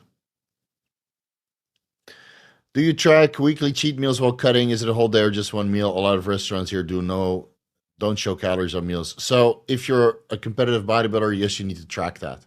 If you're just a hobby bodybuilder, just fucking go out and eat, man. Just have fun. Right? People take this shit way too seriously to the point that it starts to affect their lives. And I did it for many years. And then I met my wife and I was like, you know what? We're going to go out. I'm going to eat whatever the fuck I want. And I'm not going to track anything. So if I go out and I eat steak one time and potato, that's healthier than next weekend where I go to Cheesecake Factory, which is tomorrow, and have a cheesecake and all the whipping cream and whatnot on the side. And it's like 5,000 calories extra. Whatever, dude. Life's too short. Don't take it so serious. It's not going to be a difference regarding how you look. There's too much food to try and sample, and you might get some digestive issues. But no, I had a weekly cheat meal, and some weeks, you eat the whole day, and sometimes it's just one meal, and that means if you eat the whole day and it's all garbage or too much calories, then you set yourself back a week. That means your diet just rolled up a week, but at least you had a good time. Perspective.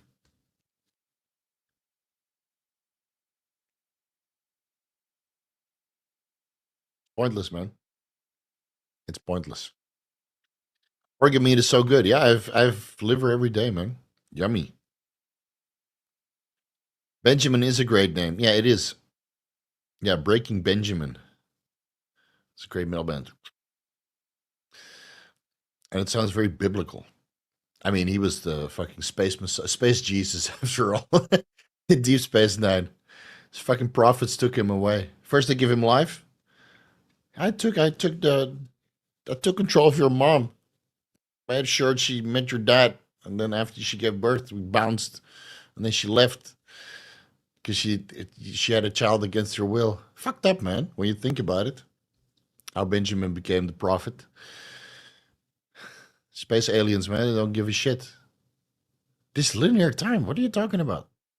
Death, birth, what? Even though they gave birth to him, still didn't get it. Some writing mistakes there. Let's see. Maybe ask you guys, like, who are the cool new educators on the block? Because I've introduced, well, not the introduced, like everybody introduces themselves, right? But I usually find new educators on, they're up and coming, and then see if they're interesting to talk to. But besides the sober bodybuilder, who's got a bigger platform than me on Instagram, and maybe Jay Lee Active, I think those are the only two educators that are, from my perspective, new. And are there any new guys that are really good at what they're doing recently, or have we kind of plateaued in this space? Because I'd like to learn something new also. And then sometimes I find a new educator, and I completely either they regurgitate what I say, which is very common. I just hear the same shit that I've been saying regurgitated back at me without the experience and the know-how. So I'm like, okay, it's like an echo chamber, but in the echo, 50% of the message is lost. So that's not interesting. And there's very little guys that actually bring something new to the fitness space. Um, which is a bit frustrating sometimes. So if you guys have any suggestions of guys that are really good at what they're doing, but maybe are not that popular yet, then see if we can give them a chance. You just got to make sure we vet them first. Let me know. If we're really good, we're rarely new. Yeah, that's true. That's true. Shame though. Maybe we raised the bar too high. Now everybody's intimidated. I'm too intimidated to start becoming a PED educator. Maybe we should join the educator list. I swear it won't be all about men. Yeah, I told you many times. Stop writing ebooks and get on YouTube, man. Come on. The fuck? Just get on YouTube. You have experience? Get on YouTube. I tell so many people about this. Get on YouTube. It changed your life. Even though you get a lot of shit, you just have to ignore it. And people hate you for every reason. So after a while, it's just noise. And you're like, yeah, whatever. Okay, everybody hates me. It's fine. As long as my views go up and my revenue goes up, and as long as I keep meeting people in real life that love exactly what I'm doing, then I must be doing something right. Digestion is huge in the health and fitness business. Yes, we need a deep dive with a fitness perspective. About digestion? Oh, here. Steve, we need a deep dive into digestion and best practices to keep waste small. I think I've vacuums for days, man. I have that video. Vacuum. Yeah, vacuum for days. It's literally 3 years old. I'll link it down below. I can look into it and do it again, but that's pretty much the deep dive where I discuss everything already. So give that one a watch. And then there's another video about the gut. Steroid ruined your guts. I'll link those down below. Don't think there's much to add to that. I think I discussed everything that needs to be. I'll give him a watch the next couple of days and see if I need to add anything to that. But yeah, it's okay to use the search function because it's very likely I have a video about it already. I love listening to Sam Sulek's training. Yeah, he's got a good perspective, man. In the beginning, I thought he was just another Sam Goblin, but he's grown on me. And he's a nice guy in real life. I talked with him a little bit at with Ben Chow and Chase Irons and a couple other people. We talked at Mr. Olympia press conference because the press conference is always boring.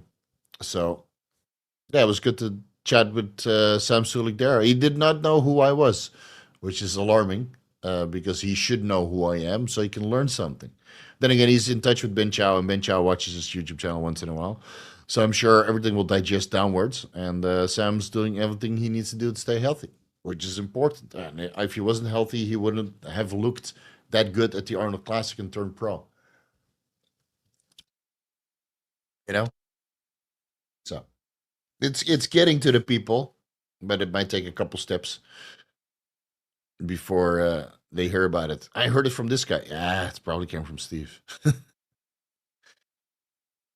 I like Rise 41. Who's that? Rise 41. Guitar? Hmm.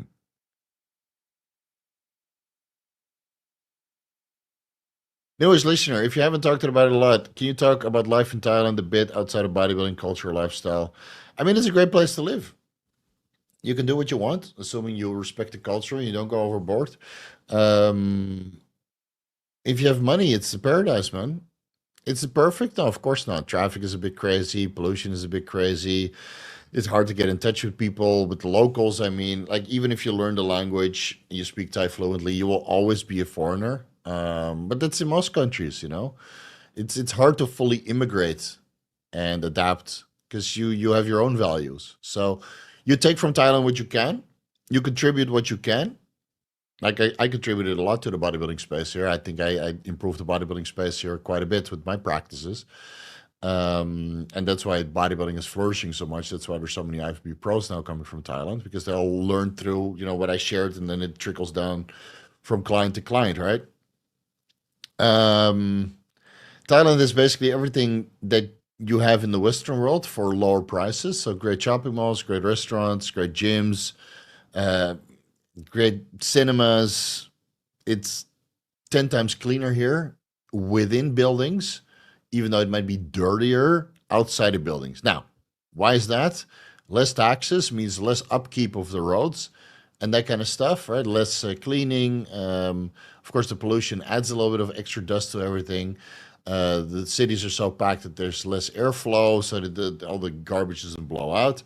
But then the shopping malls, so you can tell everything about a country when you go to the bathrooms. So if you go to the bathrooms in the United States, in Holland, Germany, it's disgusting, dude. It's fucking disgusting. So this is a place that everybody uses, and that you can tell everything you need to know about a culture from the bathroom, because people either do their best to keep it clean or they don't give a fuck. In the Western world, they don't give a fuck. And the bathrooms are fucking nasty. You'll get diseased. You get HIV walking out of there and cancer. You go to Asia, Thailand, bathrooms are spotless. Spotless. And if they're dirty, then somebody will clean it. But the people also keep it spotless. Same as in Japan, same as in Taiwan, same as in Hong Kong, maybe not so much. China, definitely not, unless you go to the malls. But if you go a little bit out country, oh my God, it's worse than America. Ooh, terrible.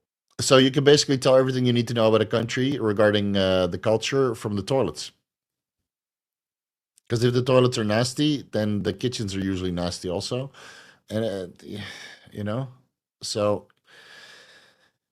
Thailand's a great place. It's not perfect, but all things considering, what you would want out of life if you're a bodybuilder, then this has the most out of it. And then maybe Dubai would be second. But Dubai, I feel that the community is not as tight as here. But maybe it's because I'm a tourist when I go to Dubai and I don't know people there. And here I know people, obviously.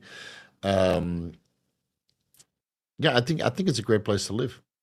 Just experience it for yourself, travel around a little bit, see which place you like. Not everybody, of course, Thailand attracts a lot of degenerates also. Most of them live in Pattaya, so you can easily avoid that place. Most of the successful people I know live in Bangkok because it's a city, and everybody here is just doing their own thing, hustling, go getting attitudes, right? And if you can't survive in Bangkok if you don't have good work ethic because it's a 24/7 city. It's expensive. Um, and you're expected to have some sort of revenue coming in. And if you don't have that revenue, then you obviously can't live here. You need to live in Pattaya or Chiang Mai or Shanghai, for example. So yeah, Thailand's a great place, man. Culture is nice. It's easy to get in touch with people, with the locals or the expats. You'll probably make more friends as expats because you're culturally similar and you're all in the same boat, right? You left the Western world to live in another country. And you can make Thai friends, but it's usually rarer, and you're most of the time you're still classified as a foreigner, even if you live here for 10 years, you pay taxes for 10 years, and you speak the language, and you marry a local, which I've discussed with many people that did exactly that. And they say, yeah, I'm just always a foreigner. So I'd rather just hang out with the foreigners because I don't feel appreciated as much with the locals. So and that's just what it is, right? But if you that's mostly in the cities, right? So in Bangkok, that seems to be the case. But then if you go live up country and you're part of the community, you help out when the rest of the village helps out. Then yeah, then obviously you're more appreciated as part of that village. So if there's a flooding and you start helping, obviously they appreciate that. But then you'd have to live in a village, and that's not something I would want. So anyway, plenty of places to see here, man. Ginger training. Ginger training.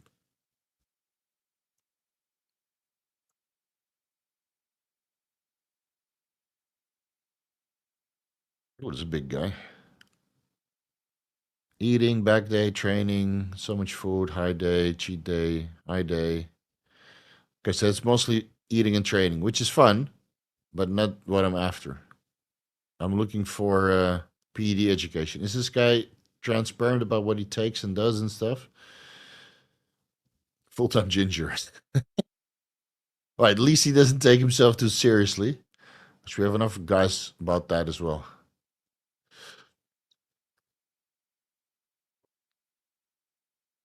It's a big fucking unit. All right, I'll look into it. Referring more food probiotics, as John Jewett mentioning people on the green Mediterranean diet showing lower levels of visceral fat. Yeah, it helps. Yeah, I've been having probiotic foods for a long. I ate raw food for a while. It was the best for my digestion. So now my digestion is absolutely flawless because I have some probiotics and a lot of vegetables with every meal. I have 300 grams of vegetables with every meal, and then probiotics from kimchi or sauerkraut. And then I eat sushi for most cheat meals, or at least two times a month. So I'm doing quite well. Eat a lot of fruit, all raw. Of course, the chicken, the beef, and the pork tenderloin and the beef liver I'll cook. Um, yeah, salmon I cook, but I ate a lot of good stuff, a lot of salads. Good day, sir. Do you plan to do a collab anytime soon with Alex Eubank? No. Train Twins? No. Last time, 7 months ago, was with Wesley Vissers. Yeah, Wesley I would do. Like, Wesley is well respected. Is a well respected member of our bodybuilding community. Alex Eubank and Trent Twins, they will come and go. Nobody gives a shit unless you're their age.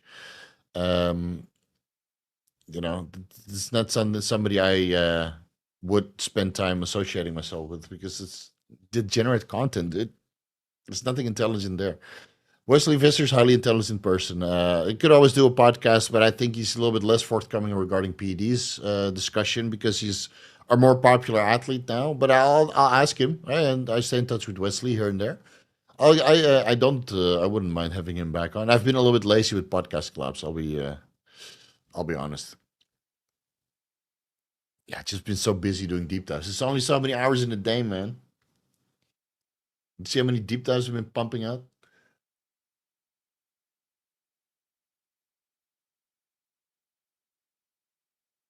I've been thinking about leaving my country. All this government wants me to do is increase taxes. It's so incredibly cheap to live, similar to Thailand, though.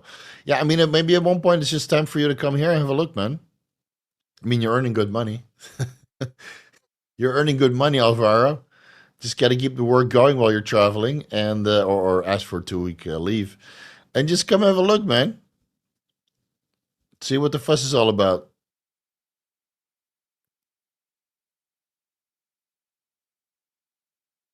Big Mac index. How much is a Big Mac in Bangkok? Yeah, that's true. Let's see. McDonald's. That's a smart way to measure it because McDonald's is everywhere, and there's Starbucks you can do that with as well, right?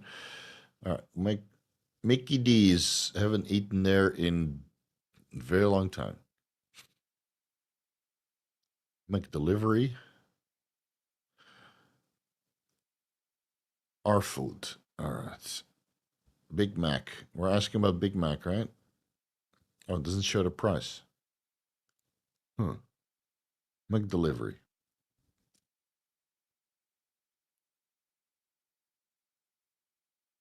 Where's that Big Mac, bro?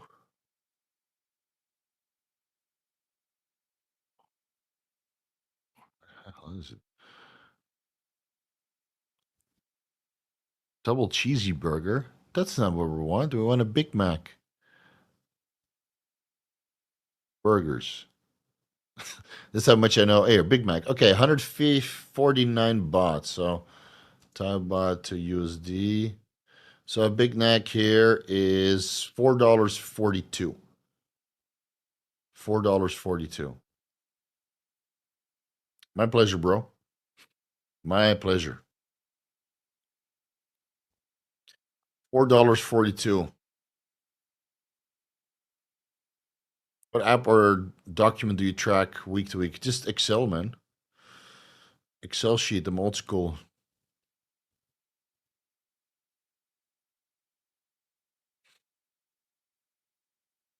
We need more educators on women. Yeah. Yeah, I've been trying to get Victoria Felkar to really open up on YouTube, but I don't think she wants to go that route. Yeah, and we have what's Corey Fit. I know. Not really convinced. Some is good, some is not so good. I mean, I coached women for a very long time, my wife included. She won fucking everything. Um, so I did a pretty good job. Oh, that was more than I expected. Well, you thought it was a $1 burger? Thailand is not cheap, dude. It's not. It's people say it's a third world country, but it's not. It's not. You should have come here 20 years ago. You go to the ATM and you can't finish your money. Those days are over. Those days are over, bro. Movie Q&A. Magazine Dreams. Johnson Mason plays an NPC bodybuilder on Train Coke, and Michael Hurst roles. I haven't watched it yet. I would like to watch. I'll probably have to wait for a download. I doubt that will be in the cinemas here. Rate the movie, fight of a thing, but I think everybody should watch it just for laughs. Yeah, I'll give it a watch. Like that, the biopic about the Weeders was good, and that recent movie about the female bodybuilders. Another movie. What's that called? Also, oh yeah, Lies Bleeding. Love Lies Bleeding. Totally forgettable movie. Kirsten Stewart and Katie O'Brien. Yeah, that one was pretty okay.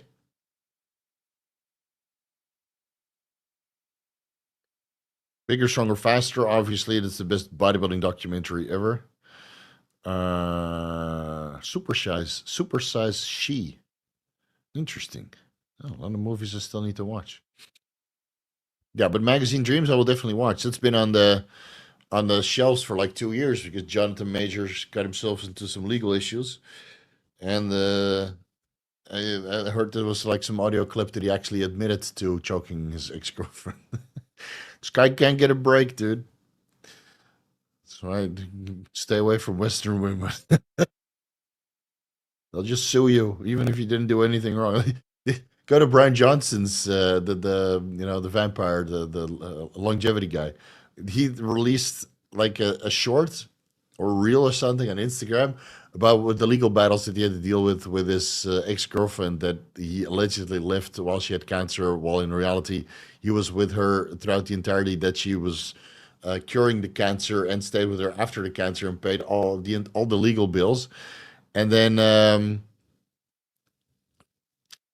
she tried to sue him for like $9 million. That's the shit you have to do with. You wonder why there's passport bros. He touched my ass. No, you just use that for sexual harassment case. Insane, dude. Let's see. How much is a whiskey sour at a decent bar? That's not something I drink, dude. But whiskey ain't cheap here. It's all imported with heavy tax. If Jean-Luc Picard from Star Trek: The Next Generation were to join your fitness program, how would you tailor a workout and nutrition plan to help him maintain his physical and mental acuity while exploring the galaxy? Well, obviously, he has the best chefs, in 10 Forward, so he can eat whatever he wants. So he could eat all the bro foods. And then on the holodeck, he could obviously have a nice gym. So, yeah, he's a pretty skinny, lanky guy, so we need to bulk him up a little bit, but not train too much to failure and not make him too sore because he has to stand and be diplomatic all the time. So we have to find a nice middle ground. But I'm sure I can put some size on him. Will he look like Worf? Absolutely not. All right. Absolutely not. Oh, Dutch question. Friso. Steve, totally off topic. Maybe you miss Netherlands once in a while. Of course I don't. How long do you live in Thailand? 20 years almost. Uh how do you translate this? He says hi from Dordrecht. And by the way, nice content. Hi. Okay. Yeah, I don't miss Holland at all. I miss my family, but I don't miss Holland. I was there in December and I was depressed after 3 days, and then I had still 2 days to go. So I barely went outside. I like summer in Holland. Right? Holland with summer in Leiden or Amsterdam or Utrecht, absolutely Hilversum, great. Almere, not so much. It's just depressing town, man. It's fucking depressing over there. Too much teenage moms and hobos, and you run into people that you know from the past, and they they're the exact same place as they were 20 years ago. And then I feel guilty for talking about what I was able to do with my life. So I don't even answer questions. I'm like, yeah, I'm doing okay. I live in Thailand. You know, that's about it. Because otherwise, I'll just feel guilty. You know, for having actually done something. And that's the attitude that you have over there. Like people in Holland, they're not appreciative if you're successful, man. It's the worst fucking aspect of Holland. Like if you make a little bit more, or you drive a nice car, or you have a big house, everybody's like, bring it down. When in reality, you should be cheering that up. So you raise somebody, and then you raise them, and they can raise you as a result. I mean, you have to give back, man. You have to once you've made it, you give back. But nobody in Holland understands that. So I saw the decline of the Western world 20 years ago, 25 years ago. It's like this place is good turning shit, and so I left. You know, if I have to go back there, I'd off myself, 100%. Fucking off myself. If it doesn't work out here, I'll have America as a backup or Dubai. But if I ever have to go back there for longer periods of time, it fucking eat a bullet. No fucking way, man. I'd rather fly to the Caribbean and buy a passport. No fucking way. That's the correct answer for the captain. Will said. Yeah, it's only so much muscle you can put on Captain Picard, man. He's no Captain Kirk. Captain Kirk you can take to the gym and he would fucking annihilate it. And fuck all the bitches afterwards. All the blue bitches and the green bitches. I've heard you can get tested and arrested for being jacked in some European countries. Yeah, Sweden, that's the case.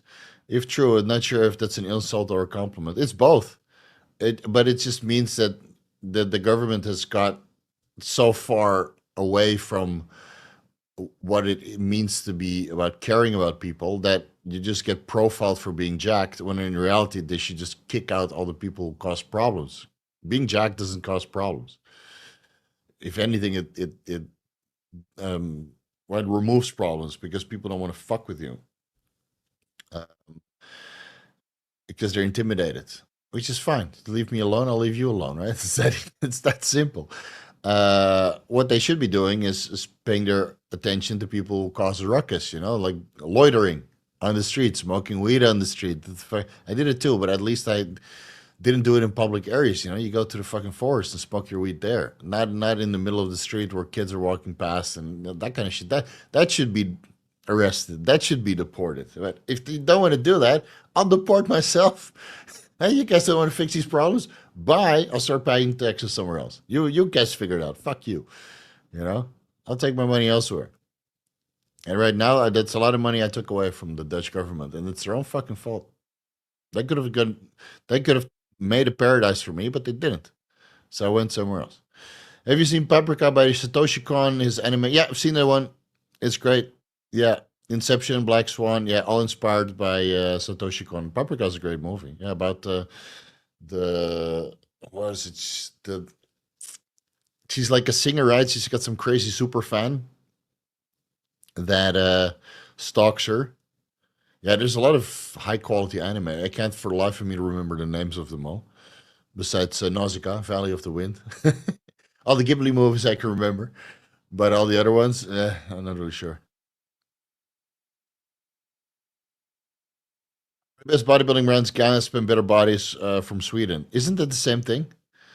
I was actually at the Gasp party. It was great. Those people are super friendly, man. All the people that work with Gasp. I was not allowed a sponsorship because I was not big enough. Sad, but great people nonetheless. I wouldn't be able to wear it here in Thailand. It's too hot. Do you think Captain America 4 movie would have been better if the president became Red Skull instead? That would have been a twist, no? Was it Nazi all along? Hell Hydra. And the real Captain America would have done something with that. Would have just leaned in. It's like Hell Hydra and then take the fucking cube for himself. Right? Or take the scepter for himself. But yeah, budget Captain America with no super soldier serum and just a mix match of Tony Stark tech and Black Panther tech and Ant Man tech, and then basically an extendable frisbee on his back, right? I'm not talking about Captain America's shield, but I'm talking about those wings. Yeah, it's like the D team. Like this guy should have been in what is it? Not the Hulksters, but the new movie that's coming out soon. I don't even know, man.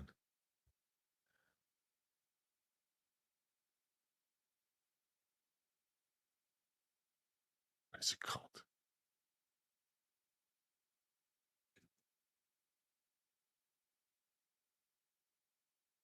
Of course, when you want to Google for it, then it doesn't give you the results. Not Brave New World.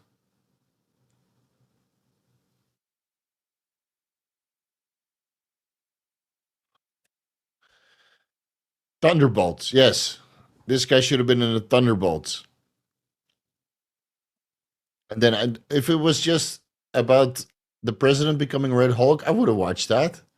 Hell yeah! If it had no Captain America, and it was just called Red Hulk the movie, and then Bruce Banner showed up, even though Bruce Banner is a bit of a pussy nowadays, that would have been a great movie.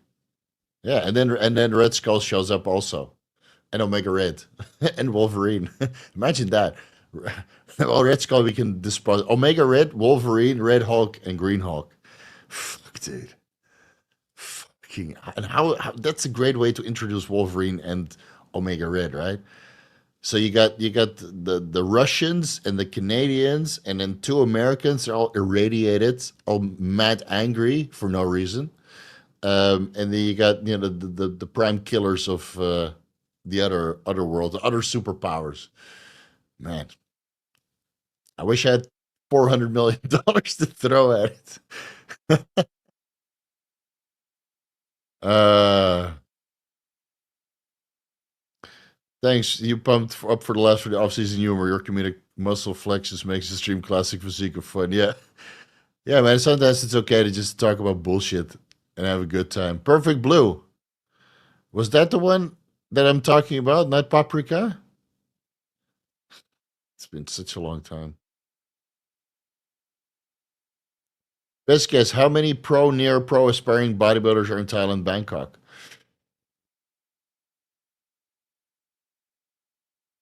We have a pro. We have an open pro. We have a 212 pro. And we have a couple men's physiques pro, a couple bikini pros. Like Fon is probably the highest ranked bodybuilder here. She's been to the Miss Olympia, right, in athletic physique. I think there's like 7 or 8 pros here. Maybe 2 or 3 aspiring pros, but then that's like men's physique and bikini. Can't really say that there's many. Yeah, maybe Pup, maybe one, but he doesn't really seem to put it together on show day. So no, not many, man. Not many. It's not easy being a pro. Educated Jay Campbell,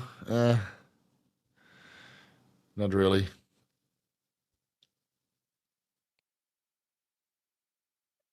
Not really. Just another guy that's super against the aromatase inhibitors for all the wrong reasons. And then I'm like, I clock out. It's go read the fucking studies, man. It's so easy. It's so easy to. Well, it's very easy to misinterpret the studies, and that's what the TRT community loves to do.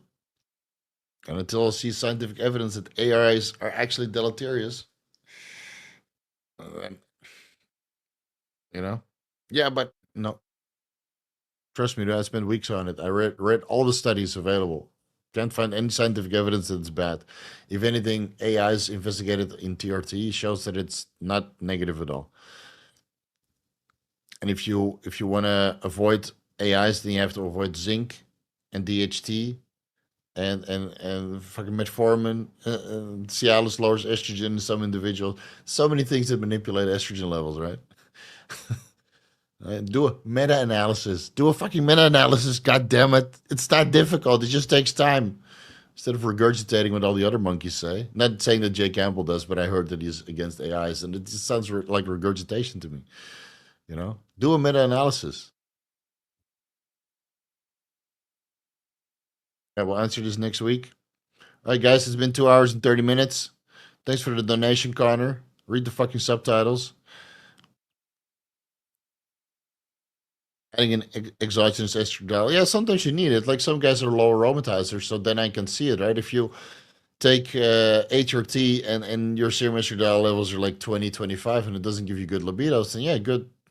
Go add estradiol valerate. It's not unheard of, man. I mean, it's available as an injectable. I've recommended this myself.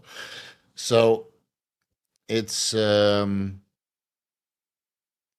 it's not unheard of, but it has to be in the right context, obviously, because not everybody responds well to that. You know what's hormone replacement therapy for ladyboys? Estradiol valerate. Have you used any of the dude? I use Perplexity all the time. I got a membership. It's fucking great. They got 5 different things attached. I use it for all of my research, right? Just to get an entry point. Because, like for the Epicatechin deep dive, do you type in Epicatechin in PubMed, you get 21,000 studies. I'm not going to read them all. So I use Perplexity to perform very specific searches, and then I refine with my own research, and then I come to a conclusion. But yeah, Perplexity saves everybody a lot of time. It's stupid if you don't leverage it. It's the same as the guy said, yeah, I don't want to use liraglutide or semaglutide or erythritide because I'm a hardcore blue collar bodybuilder. Now we're 2 years ahead, and nobody can get enough of that shit. I said this 2 years ago, 3 years ago. You use this, you take the food thoughts away, you're more productive, diet adherence is easier, and everybody's like, oh, I want to be a blue collar, you should be hungry, you should suffer, blah, blah, blah, blah, blah, blah, blah, blah. And as a result of that, everybody uses megadoses of stimulants and does excessive amount of cardio. And now we see a pivot. Now it's popular. Now it's cool. Now everybody's running it. Now everybody's praising it for it, right? It took 3 years. Same with other things that I introduce. And it's same with this AI stuff. It's there. Fucking leverage it, man. Leverage it. You'll be off so much better for research, for work, for I use it all day, every day. Because it just finds the study so much faster. You still need to read the studies because AI doesn't interpret the studies like you do. It can't interpret the graphs, right? Sometimes it gives you the wrong results back. So it gives you stuff subject. So let's say I want epicatechin regarding follistatin, right? So if you go to PubMed, you type in epicatechin follistatin, you get 9 studies. Then you want to know about exercise, epicatechin in the context of exercise. You type that in PubMed, you get too many results back. So you ask Perplexity, give me all the studies where epicatechin was investigated in the context of exercise, skeletal muscle, whether that's with muscular dystrophy, healthy people, diseased people, animal studies, etc. And it just summarizes everything. And then all you need to do is read those studies and draw your own conclusion. So it saves so much time. It saves so much time. And then the quick stuff like converting, like a study was using 4 milligrams for a certain kind of mice per day. So that's not milligrams per kilograms. I don't know what the weight of these mice is. So you throw it into Perplexity. These CJ 582 plus minus mice. What's the average weight? And converting, using their weight for this 4 milligram dose per day, what amounts that to the milligram per kilogram dose, and then convert that to the human equivalent dose. And it does it in 10 seconds. Instead of me trying to find what the average weight of this particular mice is, and then doing the calculation myself, and then using the human equivalent dose, it just makes life so much easier, dude. It makes it so much easier. So yeah, and then so I had ChatGPT for a while, but I stopped that membership. Perplexity is shit, man. Yeah, I haven't used Grok, but I think Perplexity has Grok and ChatGPT included, and it has several other models. Jason Theobald is solid. Yeah, he's been doing this for a very long time. Doesn't produce that much content from what I see, besides YouTube, besides Instagram. Most of these guys are on Instagram, and honestly, Instagram is a poor platform to educate because the videos are what, 1 minute, 5 minutes maximum, when in reality a deep dive should be an hour to really get the point across. So I'm gonna say it blunt. I have more respect for people who are on YouTube than people on Instagram because it takes a lot more effort to produce content for YouTube, but it's also more high value content. Right? Instagram is just a quick short for the day. My personal diary, it's one day, it's gone the next day. With YouTube, if it's not perfect, you'll get scrutinized because it's there forever, and the search function get used quite a bit, so that you have recurring views. And it also means that you have to perform a lot at a higher capacity compared to the short. That's just attention. It has nothing to do with the content. It's just attention editing, most of these, right? If you really look at the content, you're like, fuck, it's shit. And then even the shorts that I release, they're like, what, 45 seconds to a minute long? And then you see the comments, and you see that the context is lost. Even if you do your absolute best, the context is fucking lost.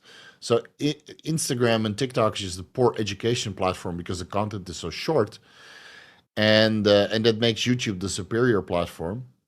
And it also makes it daunting to be on YouTube because then you really have to put the effort in. Okay, it's fucking easy to make a short. You just sit there and say something. Easy. All right, guys. Grok is better than perplexity. All right, fuck. I got to look into that. Justin has a channel in particular, but he has a podcast with a tooth friend on a weekly basis. Forgot the name. Okay, I'll look into that.